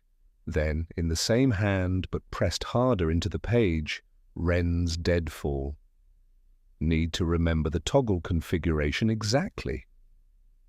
He sat with the journal open in his lap for a long time before he moved. The deadfall trap that Wren had demonstrated at the 1833 rendezvous used no metal components and required no tools beyond a knife. Its operating principle was leverage and weight, a flat stone, or any sufficiently heavy flat object, suspended over a baited trigger mechanism built from 3 notched sticks arranged in a specific interlocking configuration. When an animal disturbed the bait, the toggle released, the stone dropped, and the animal was killed instantly by the weight rather than held alive. The design was ancient. Versions of it have been found in archaeological sites across every inhabited continent, refined over thousands of years of people needing to catch small animals without manufactured equipment.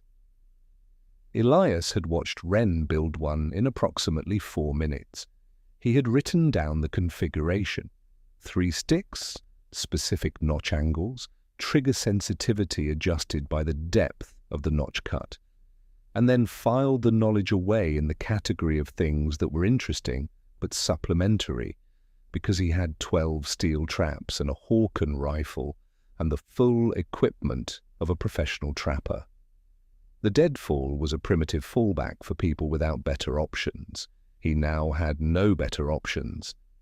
His steel traps were under 4 feet of snow along lines he could not safely reach in his current caloric state, in territory that the extreme cold made increasingly dangerous to work. The Hawken was functional. He had kept it dry and maintained through the storm. But ammunition was finite, and firing it announced his position with a sound that carried miles in the crystalline post-storm air. One shot might produce a deer or elk if the animal was close and the shot was perfect. More likely, it produced nothing except the expenditure of a ball and powder he could not replace, and a sound signature that told everyone within 2 miles exactly where he was. The deadfall required branches, a stone, and knowledge. He had all 3. He reconstructed the configuration from memory, testing it in the journal margin with a small sketch: the vertical post, the diagonal brace, the horizontal trigger stick with its notched top surface, the specific angle of engagement between the trigger and the brace that determined sensitivity. Too shallow a notch, and the trap was hair trigger, springing in the wind. Too deep, and an animal could take the bait without releasing it. Wren had cut her notches at approximately 30 degrees, he thought. He was not entirely certain. He was going to have to test it. He pushed out of the shelter into the pale morning with the knife, his snowshoes, and the wood-reading attention of a man who understood that the difference between the right branch and the wrong one was the difference between a functioning trap and a pile of sticks. The vertical post needed to be hard wood. He found a section of dead serviceberry, dense and straight-grained, and cut it to length. The brace and trigger he cut from dry lodgepole pine, knot-free, uniform in diameter along their length.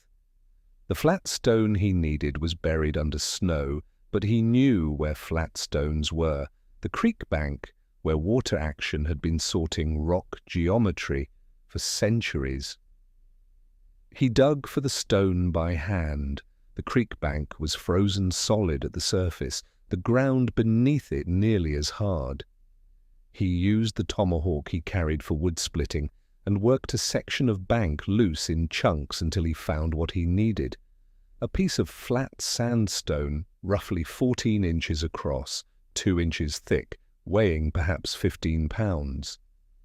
Enough to kill a pine marten instantly. He carried it back to camp and began building. The first attempt failed immediately. The toggle released when he tested the trigger pressure with a stick, too sensitive, the notch too shallow. He recut it deeper, reassembled, tested again. This time, the trigger held under stick pressure but released cleanly when he applied the lighter touch that approximated an animal taking bait. He held that configuration in his hands and felt something that was not quite satisfaction, more like the specific relief of a calculation resolving. He built 11 more. The process took most of the day, working slowly to conserve energy, resting between sets of construction in the way he had learned to rest, completely, without fidgeting, letting the body do its recovery work, without competing demands. By late afternoon, he had 12 deadfall traps in various stages of completion, each tested, each set with a small piece of the frozen elk meat as bait. He placed them in the areas around camp where pine marten and snowshoe hare were most likely to travel, along the base of timber edges near brush piles, across the small ridges of snow that small animals used as highways between the deeper drifts. Pine marten were the target. They weighed between 1 and 2 pounds, provided 400 to 600 calories each, and more importantly, they were active in extreme cold when many other animals stayed den-bound. They were also curious, a quality that made them susceptible to bait traps in a way that more cautious animals were not. He had 600 calories of food left while he waited. He ate nothing that evening, not from discipline exactly, from arithmetic. The 600 calories remaining were more valuable as a cognitive reserve for the following morning's assessment and response than as an evening meal that would be metabolized during sleep. He drank 3 cups of salted water, banked the fire to its minimum sustainable level, and lay down in the darkness with the rifle against his side. He slept for 11 hours. The body, when given the choice between wakefulness and the metabolic efficiency of sleep during a caloric deficit, will take sleep. It is not weakness. It is the organism managing its own resources with better judgment than the conscious mind usually allows it. He woke to grey light, stiff from the cold that had crept in as the fire dropped to coals, and felt the specific cognitive flatness of day 5 without adequate food. Not confusion, not incapacity, but a narrowing, a reduction of the mental field to its essential components only. He checked the deadfall traps. 3 had fired. 2 held animals. A pine marten in the second trap, a snowshoe hare in the 7th. The marten was dead cleanly under the stone. The hare had not died immediately and had partially freed itself before the cold finished it, damaging one leg but leaving the rest intact. He collected both, reset the traps, and returned to camp. He ate before he did anything else. The marten first, roasted directly on the coals, the fat sizzling against the stone, the smell of it hitting his depleted system with a physical intensity that he had learned not to describe in the journal because there were no words for it that did not sound like something other than what it was. He ate slowly, deliberately, chewing completely, giving the stomach time to register what was arriving. Then half the hare, then water. The cognitive clearing that followed adequate caloric intake after a deficit is documented in survival medicine as one of the most rapid physiological recoveries the human body can perform. Not complete recovery, but a measurable restoration of executive function within 2 to 3 hours of significant food intake. The fog did not lift all at once. It retreated in stages, and as it retreated, his thinking expanded back into the parts of the problem he had been unable to fully access for 4 days. The Shoshone fire arrangement, he had been thinking about it wrong, as a single event, a one-time communication that had occurred and was now historical. But whoever had laid that fire had done so after observing him for long enough to enter his camp, assess his situation, and make a deliberate choice to help rather than ignore or harm. That person, or those people, had not disappeared. They were almost certainly still in the area, still watching, still in their own calculation about what his continued presence in this territory meant. He made a decision that had no precedent in his 10 years of mountain practice. He left a portion of the second hare outside his shelter on a flat piece of bark in a visible position, not hidden, not disguised, placed openly in the middle of the cleared space in front of his entrance in the way that a person places something intended to be seen rather than found. Next to it he set his spare steel striker, a piece of equipment with clear and obvious utility, manufactured, valuable in the mountain context, unmistakably intentional as a gift rather than a coincidence. He had nothing to offer that was more direct. He had no shared language beyond the trade pigeon, no way of initiating contact that did not carry the risk of misreading on both sides. What he could do was communicate in the language available, objects, placement, deliberate visibility, and wait. He did not have to wait long. On day 63, a morning when the cold had moderated slightly, and the sky showed the clear pale blue of a high-pressure system settling in, he returned from checking the deadfall line. 9 had fired, 6 held animals, more than enough, to find the striker gone and a small bundle in its place. Wrapped in bark and tied with sinew, dried meat, dense and dark, of a preparation he did not recognize. Enough for 2 days at adequate intake.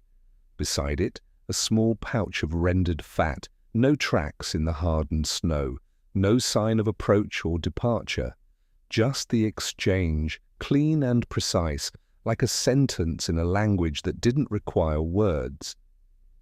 He stood in front of his shelter and understood, in a way that rearranged several things he had believed about the preceding months, that he had not been alone in this valley in any meaningful sense. Observed, assessed, and ultimately assisted by people who had every reason to drive him out and had chosen instead something more complicated. The deadfall traps ran for 9 more days. He caught enough. Not easily, not comfortably, but enough. The daily caloric math shifted from critical to marginal, and marginal was survivable. His wood held. The cold, fierce as it had been, began to modulate in the way mountain cold does in late January, not warming, but losing the absolute quality of the deepest freeze, the temperature recovering to ranges where full physical function was possible. On day 73, he crawled out of the snow cave into a morning so clear and still that he could see the peaks 40 miles north with a precision that made them appear close enough to touch. The snowfield below his camp was unmarked except for the delicate track lines of marten and hare moving through the night. The sky was a color that had no name in any language he knew. He stood in it for a long time. The journal entry for that day, the first entry since the 4-day silence, the first since the deadfall traps began working, the first since the exchange of the striker and the dried meat, is the only entry in 300 pages that does not record a practical observation. It reads, in full, day 73, alive, sky clear. We'll need to assess pelts and begin thinking about the rendezvous route when the pass is open. Then beneath it, in smaller script, as if added after a pause, Wren was right about the toggle. He had made it through. But what he was walking back toward, the world of the rendezvous, the company buyers, the economic machinery that had drawn him into these mountains in the first place, had been changing without him while he counted days in a snow cave and hummed hymns and learned, too late and just in time, the value of what he had been given and nearly thrown away. He arrived at the Green River Rendezvous in July 1837, 17 pounds lighter than he had left it the previous summer. The weight loss was visible in the way his shirt hung across his shoulders, the collar gap where his neck had thinned, the hollows above his cheekbones that had not been there before. The men who had known him for years looked at him the way men in that world looked at someone who had come back from something, not with sympathy, which would have been unwelcome, but with a specific, careful attention, an inventory taken quickly and then put away. He was upright. He was walking without assistance. The assessment ended there. He had 31 pelts to sell. In a good year, a competent free trapper brought 60 to 80 pelts to the rendezvous. 31 was a number that told its own story to anyone who knew how to read it.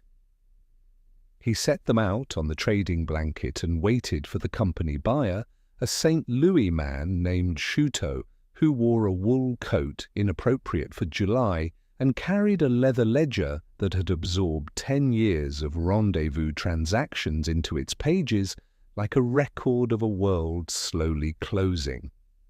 Shuto offered $3.50 per pelt, $3.50. The price had been $6 4 years earlier. It had been $5 the year before. The drop from $5 to $3.50 in a single season was not a fluctuation. It was a signal, and every trapper at the rendezvous who did the arithmetic, especially they all did, immediately, the calculation running behind expressionless faces, understood what kind of signal it was. 31 pelts at $3.50 came to $108.50. Elias's resupply for the following season, ammunition, traps to replace the ones lost or damaged, salt, flour, coffee, replacement hide for worn gear, would cost between $80 and $90 at rendezvous prices. He would walk away from the summer gathering with less than $30 profit for a year that had nearly killed him. He accepted the price without visible reaction and recorded it in the journal that evening with the same flat precision he applied to weather observations. The rendezvous of 1837 was different from any he had attended before, in a quality that was difficult to name precisely, but impossible to ignore. The noise was the same: the horse races, the shooting competitions, the concentrated sociality of men who had been alone for months. But underneath it ran something new, a frequency of anxiety that expressed itself in the specific topics men kept returning to around the fires at night. The price drop, the London market, the silk hat. Several of the company's smaller contractor operations had already folded. Two trappers Elias had known since the early 1830s announced at the rendezvous that they were heading to California rather than returning to the mountains for another season. California. The word was appearing more frequently in every conversation, the way a new word appears when the thing it describes is becoming real. He returned to the mountains anyway. Not from blindness, from the same absence of alternatives that had brought him there in the first place, amplified now by a decade of adaptation so complete that the skills required for any other life had atrophied past easy recovery. He knew beaver sign and weather and the specific weight distribution needed to cross a snow bridge safely. He did not know how to work in a city, how to navigate the social architecture of a settled community, how to perform the hundreds small accommodations that living among large numbers of people required. The mountains had been remixing him for 10 years, and the mixture was no longer compatible with what he had left. The rendezvous of 1838 was smaller. The rendezvous of 1839 smaller still. Between those summers, the losses accelerated. Gaspard Beaumont, the French-Canadian, who had doubled Elias's catch rate and spent 2 winters teaching him the vocabulary of beaver water, died in the spring of 1838. Not from cold, not from a Blackfoot encounter, not from any of the dramatic hazards that the mountains offered in such variety. A tooth had been bothering him since the previous autumn, the pain manageable through winter becoming less manageable in spring, the jaw swelling in a way that everyone around him recognized and no one could address. By the time the infection reached his blood, he was 3 weeks' travel from anything resembling medical assistance. He was dead in 4 days. The cause of death that killed Gaspard Beaumont, a man who had survived 40 years of North American wilderness, was the same cause of death that killed people in every city in America every week. The same infection that a dentist in Philadelphia or Boston could have addressed in an hour. The mountain's power to kill was enormous and various. This particular death was so ordinary that it seemed, to the men who watched it happen, almost impossible. Not a bear, not a river, a tooth. Elias recorded it in 3 lines and did not record it again. The last rendezvous was held in 1840 on the Green River, in the same general location as the gatherings that had preceded it, but with a fraction of the attendance and a quality of finality that required no announcement. The company buyers offered prices so low that several trappers refused to sell and carried their pelts away, to where no one was certain, since the market infrastructure was collapsing at every point simultaneously. The agent from the Rocky Mountain Fur Company informed those who asked directly that the company was restructuring, which was the language businesses used when they were ending. Elias attended all 4 of the final rendezvous. The last one he attended with no pelts to sell. He went because it was the last place the world he had built still assembled itself into something recognizable, and because a man does not easily give up the one annual event that converts his solitude back into community, even when the community is shrinking around him year by year. He stood at the 1840 rendezvous and looked at what remained, perhaps 200 men where there had once been 1,000, the Shoshone trading camp smaller, the company presence reduced to a single wagon. The horse races still happened, the noise was still present, but it had the quality of a ceremony being performed by people who were not certain it would be performed again, which it was not. The world he had entered in 1826 was over. What the men did next scattered them across the West in patterns that reflected both individual character and the limited options available to people whose specialized knowledge had just been devalued. Some went to California drawn by reports of agricultural possibility in the Central Valley. Some joined the early wagon train operations as guides. Their knowledge of the mountain passes, the water sources, the timing of weather systems, the locations of hostile territory was suddenly valuable to a different kind of westward movement entirely. The emigrants who began rolling west on the Oregon Trail in the early 1840s were moving through terrain that would have been impassable without the geographic knowledge accumulated by the trappers, and many of them moved through it specifically because former trappers were walking at the front of their columns, reading the land. Elias became a guide. The transition was not a decision so much as a recognition that the knowledge encoded in his body over 15 years was precisely what the wagon companies needed, and that the skills which no longer produced a viable income in their original application could produce one in this adjacent one. He guided his first emigrant party west in 1842, a group of 63 people with 14 wagons, and the specific combination of optimism and unpreparedness that characterized the early Oregon Trail migration. 3 separate accounts from that party mention him. All 3 describe him the same way: quiet, precise in his directions, apparently unsurprised by everything, and possessed of a navigational ability that seemed to the emigrants nearly supernatural.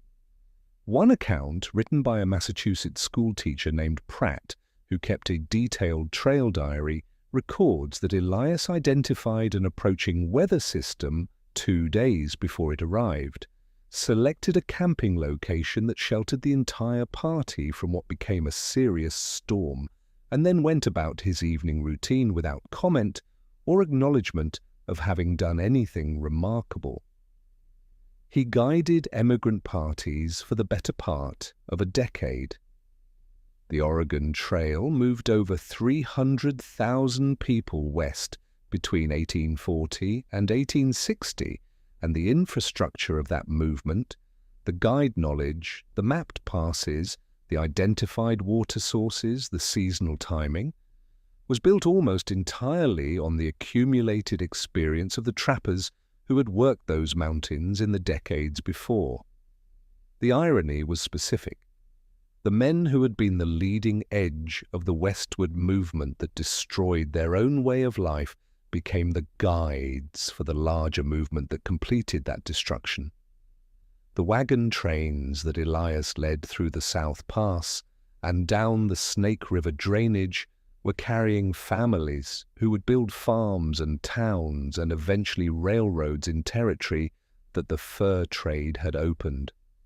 He knew this, or knew enough of it to feel the shape of what was happening, and the journal from this period, sparser now, written less regularly, contains no commentary on the larger pattern, only the practical record. Distances, water, weather, ground condition. He never returned to Ohio. The letter from his mother, still folded in the back of the journal, had traveled 30,000 miles of mountain and desert by 1850 without being read a second time. What was in it? The specific words his mother had written to an 18-year-old boy leaving for the wilderness. He kept to himself with the same economy he applied to everything else. It was enough that it existed. It was enough that he had carried it. He settled eventually in what is now southern Idaho, in a small community that had grown up around a river crossing on one of the main emigrant routes. By the 1860s, the settlement had a store, a smithy, and enough permanent residents to support a loose social structure. Elias lived at its edge rather than its center, in a one-room structure he built himself with the same unhurried precision he had applied to every shelter since the first snow cave, surrounded by a geography he had navigated alone for years before any of his neighbors were born. The men who had come west with him, the brigade partners, the rendezvous regulars, the free trappers who had worked the same drainages, were almost entirely gone by 1860. Killed by the mountains in the various ways the mountains killed, or by the diseases that followed the emigrant wave westward, or by the Indian wars that erupted as the wagon trains became towns and the towns became something the land could not accommodate without conflict. The life expectancy of a Rocky Mountain trapper was somewhere below 50 years. Most of the men Elias had known had confirmed that average. He outlived every one of them. In 3 separate accounts from the 1860s, people who met Elias describe an old man, he was in his 50s by then, which in that world was genuinely old, who answered questions about the mountain years with economy and without nostalgia. Not coldness, economy. The difference mattered to the people who noticed it. He was not a man performing the role of someone who had survived hard things. He was simply someone for whom hard things had been the ordinary texture of life for so long that they had stopped being a separate category. He died in 1871 in the Idaho settlement, age 63. The cause of death in the county record is listed as fever, a broad term that covered many specifics and committed to none of them.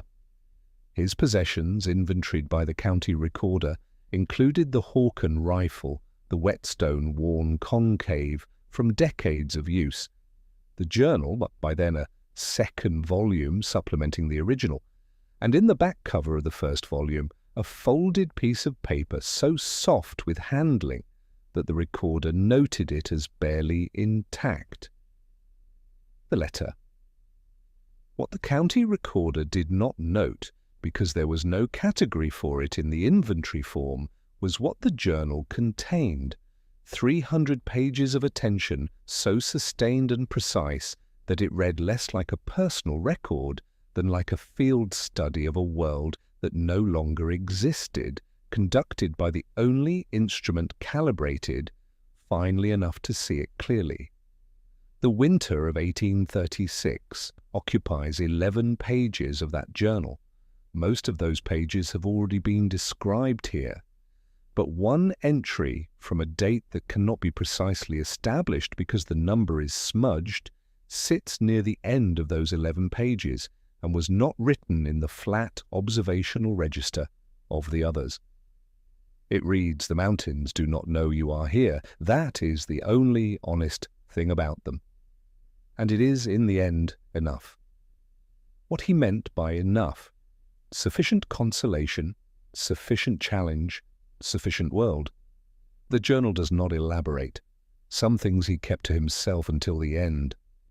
But what he could not keep, what he had transmitted whether he intended to or not, was already loose in the world, moving forward in the knowledge of the emigrants he had guided safely through passes that would have killed them without his navigation, in the survival techniques that passed from trapper to guide to settler, in the undocumented lateral transmission of practical knowledge in the shape of the West itself, which bore the imprint of where those men had walked and what they had learned there. The mountains remained. The beaver remained in diminished numbers, retreating to the highest and most remote drainages. And something about the winter of 1836, its specific configuration of cold and isolation and almost failure and unexpected rescue, had produced a man capable of outlasting everything that followed. What that winter had actually changed in him, whether the cost had been worth the making, was the one question the journal never answered directly. It was also, perhaps, the wrong question entirely. The Green River still runs through Wyoming. It moves through the same drainages it moved through in 1836, following the same gravity lines between the same mountain walls, cold and fast over the same granite bed. The water that passes through it now began as snow on peaks that Elias Cord could see from his winter camp, fell as precipitation sometime in the last several months, and will reach the Colorado River and eventually the Gulf of California in approximately 3 weeks. The river does not know this. The river does not know anything. It simply moves the way it has moved for 10,000 years, indifferent to the names people have given the land around it.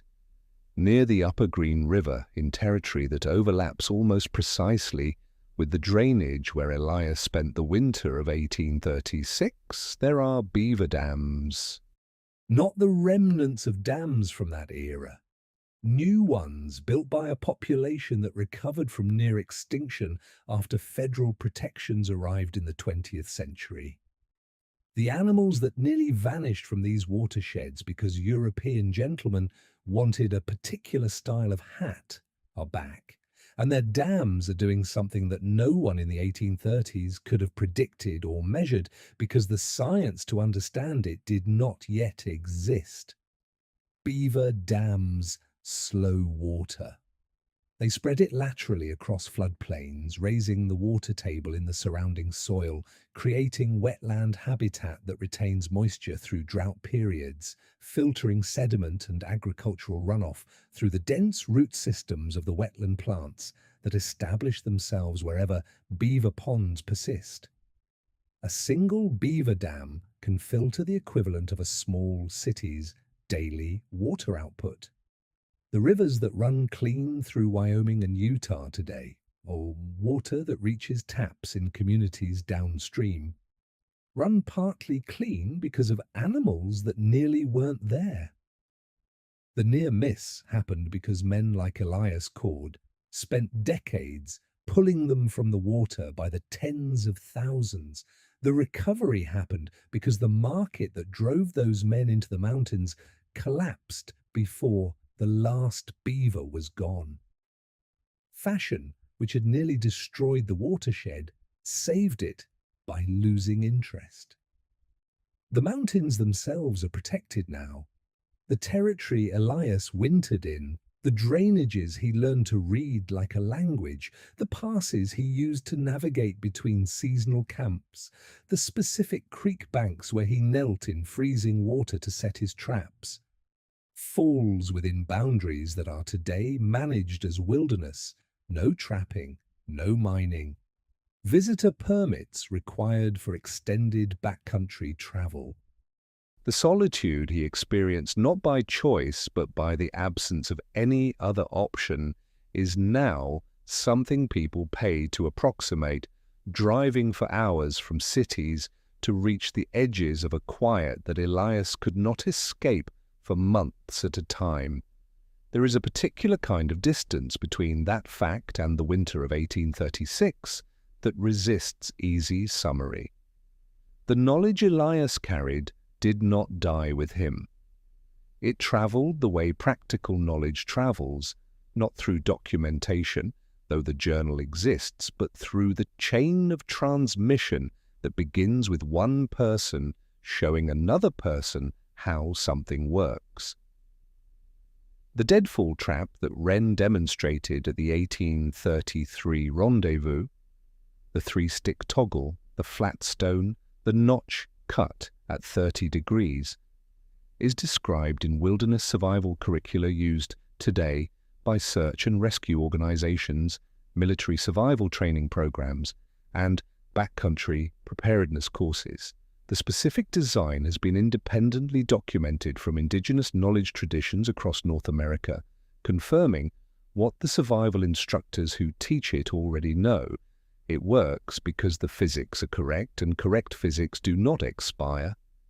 The patient stillness that Elias developed through 10 years of mountain winters, the capacity to move slowly, to wait, to stay in place when every instinct argued for movement, is the single behavior that modern wilderness survival research identifies most consistently as the difference between people who survive unexpected backcountry emergencies and people who do not.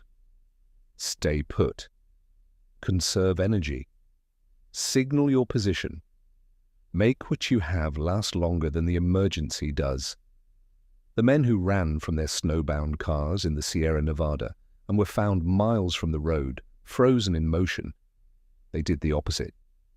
The ones who stayed in the car, burned the floor mats for warmth, and ate the granola bars one square at a time, they survived. Elias knew this in 1836, not as a principle, but as a practice so deeply encoded it had become instinct. He stayed in the snow cave. He ate the frozen meat one small piece at a time. He built 12 deadfall traps instead of attempting a 3-day walk in a depleted body across post-storm terrain. He waited for the physics to work.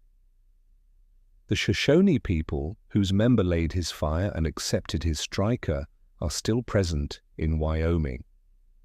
The Eastern Shoshone tribe maintains their reservation at Wind River, in territory not far from the drainages where that exchange happened. The knowledge systems that produced the fire arrangement, the deadfall technique, the centuries of winter survival practice that Wren was drawing from when she showed a young trapper how to cut a notch at the right angle. Those systems survived the catastrophic disruption of the 19th century in the same way that Elias survived the winter of 1836. Not intact, not without cost, but present, continuous, still in use. The Hawken rifle that Elias carried for 30 years, bought second-hand in St. Louis in 1826, maintained through every winter, the lock mechanism kept warm inside his bedroll on the coldest nights, is the same model displayed in several Western history museums. Heavy, precise, built to a standard that assumed the user would be alone and far from anyone who could repair it. The rifles still fire when properly maintained. A few of them do in the hands of collectors and historical reenactors who load them with the same black powder and patched round ball that Elias used. The technology is simple enough to remain functional across 2 centuries. The knowledge required to use it well is almost entirely gone. Consider what was lost when the fur trade ended, not the trade itself, the knowledge that accumulated in the men who conducted it. The specific understanding of the Rocky Mountain watershed that existed in the bodies and journals and practiced habits of 3,000 men who spent years learning it. Most of that knowledge evaporated within a single generation. The men who knew which high passes held walkable into December and which closed in October died before anyone thought to ask them systematically. The detailed mental maps of water sources, of territorial boundaries, of the behavioral patterns of animals across seasonal cycles, almost none of it was formally recorded, and what was recorded by men who did not know they were recording something finite. The journal Elias kept is one of a handful of surviving documents that capture any of it in granular form. Most trappers left nothing. They passed through the mountains, and the mountains absorbed them, and what they learned there went with them when they went. This is not a lament. It is a fact with a specific texture. The same dynamic operates today in different contexts, in the knowledge held by the last speakers of dying languages, in the understanding held by farmers who have worked the same land for generations, in the expertise of practitioners of trades that the economy has decided to stop rewarding. Knowledge accrues in people over time through sustained attention to specific conditions. When those people are gone, the accrual is gone with them, and the process has to begin again from less than zero, because whoever begins it does not know what they have already lost. What Elias Cord knew in the snow cave in February 1837 was everything that 10 years of sustained attention to a specific and demanding environment could produce. He was holding frozen meat against his stomach in the dark and humming a hymn he had learned in Ohio before he had ever seen a mountain, and he was, by every measurable standard, extraordinarily capable, not happy, not comfortable, not safe, capable. The distinction between those things is one that the mountains teach with a consistency and precision that no other instructor matches. He had 600 calories. He had the memory of a notch cut at 30 degrees. He had a piece of paper in the back of a journal that he had carried 30,000 miles without reading again. He had the knowledge that someone had laid his fire for him, which meant the world contained at least one other person who had looked at his situation and decided it was worth intervening in. That last part may have mattered more than the deadfall traps. The beaver dam on the Upper Green River today is approximately 4 feet high and 30 feet across. It was built over 2 seasons by a pair of animals that weigh combined perhaps 40 pounds. The pond behind it covers 3 acres. The water moving through it is cold and clear, filtered through layers of sediment and root, and the patient chemistry of a wetland ecosystem that the dam created and maintains. Downstream of the dam, the creek runs cleaner than it would without it. The animals do not know what their dam does beyond what it does for them. They built it because beaver build dams. They maintain it because the pond sustains them. The water quality downstream, the flood mitigation, the drought resilience encoded in the raised water table. These are consequences that operate entirely outside the beaver's awareness and entirely within the awareness of the hydrologists and watershed managers who study them. Elias did not know what his winter would do either. He did not know that he would outlive every man he came west with. He did not know that the knowledge he was accumulating in that snow cave, the specific understanding of how to survive when everything fails simultaneously, would travel forward through a chain of transmission he could not see, arriving in forms he would not recognize, useful to people whose existence he could not have imagined. He did not know that the mountains he was surviving would be protected, or that the animals he was hunting would recover, or that the water he melted from snow to drink on the coldest mornings of his life would still be moving through these drainages 2 centuries later, clean and cold and carrying forward whatever the mountains chose to carry. He knew the notch angle. He knew to hold the meat against his skin until it softened. He knew to stay. The hymn he hummed in the snow cave was called How Firm a Foundation. The first verse, as it was sung in Ohio churches in the 1820s, asks what more can be said than the Lord has already said, a question that assumes the important things have already been spoken, that what remains is only the work of remembering them.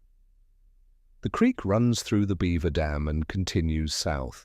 The mountains hold the snow until spring and release it gradually, the way they have always done, indifferent and precise. Somewhere in the upper drainage on a north-facing slope where an old campsite would have left no trace visible after 2 centuries of weather, the ground holds nothing of what happened there. The water remembers none of it. It moves anyway.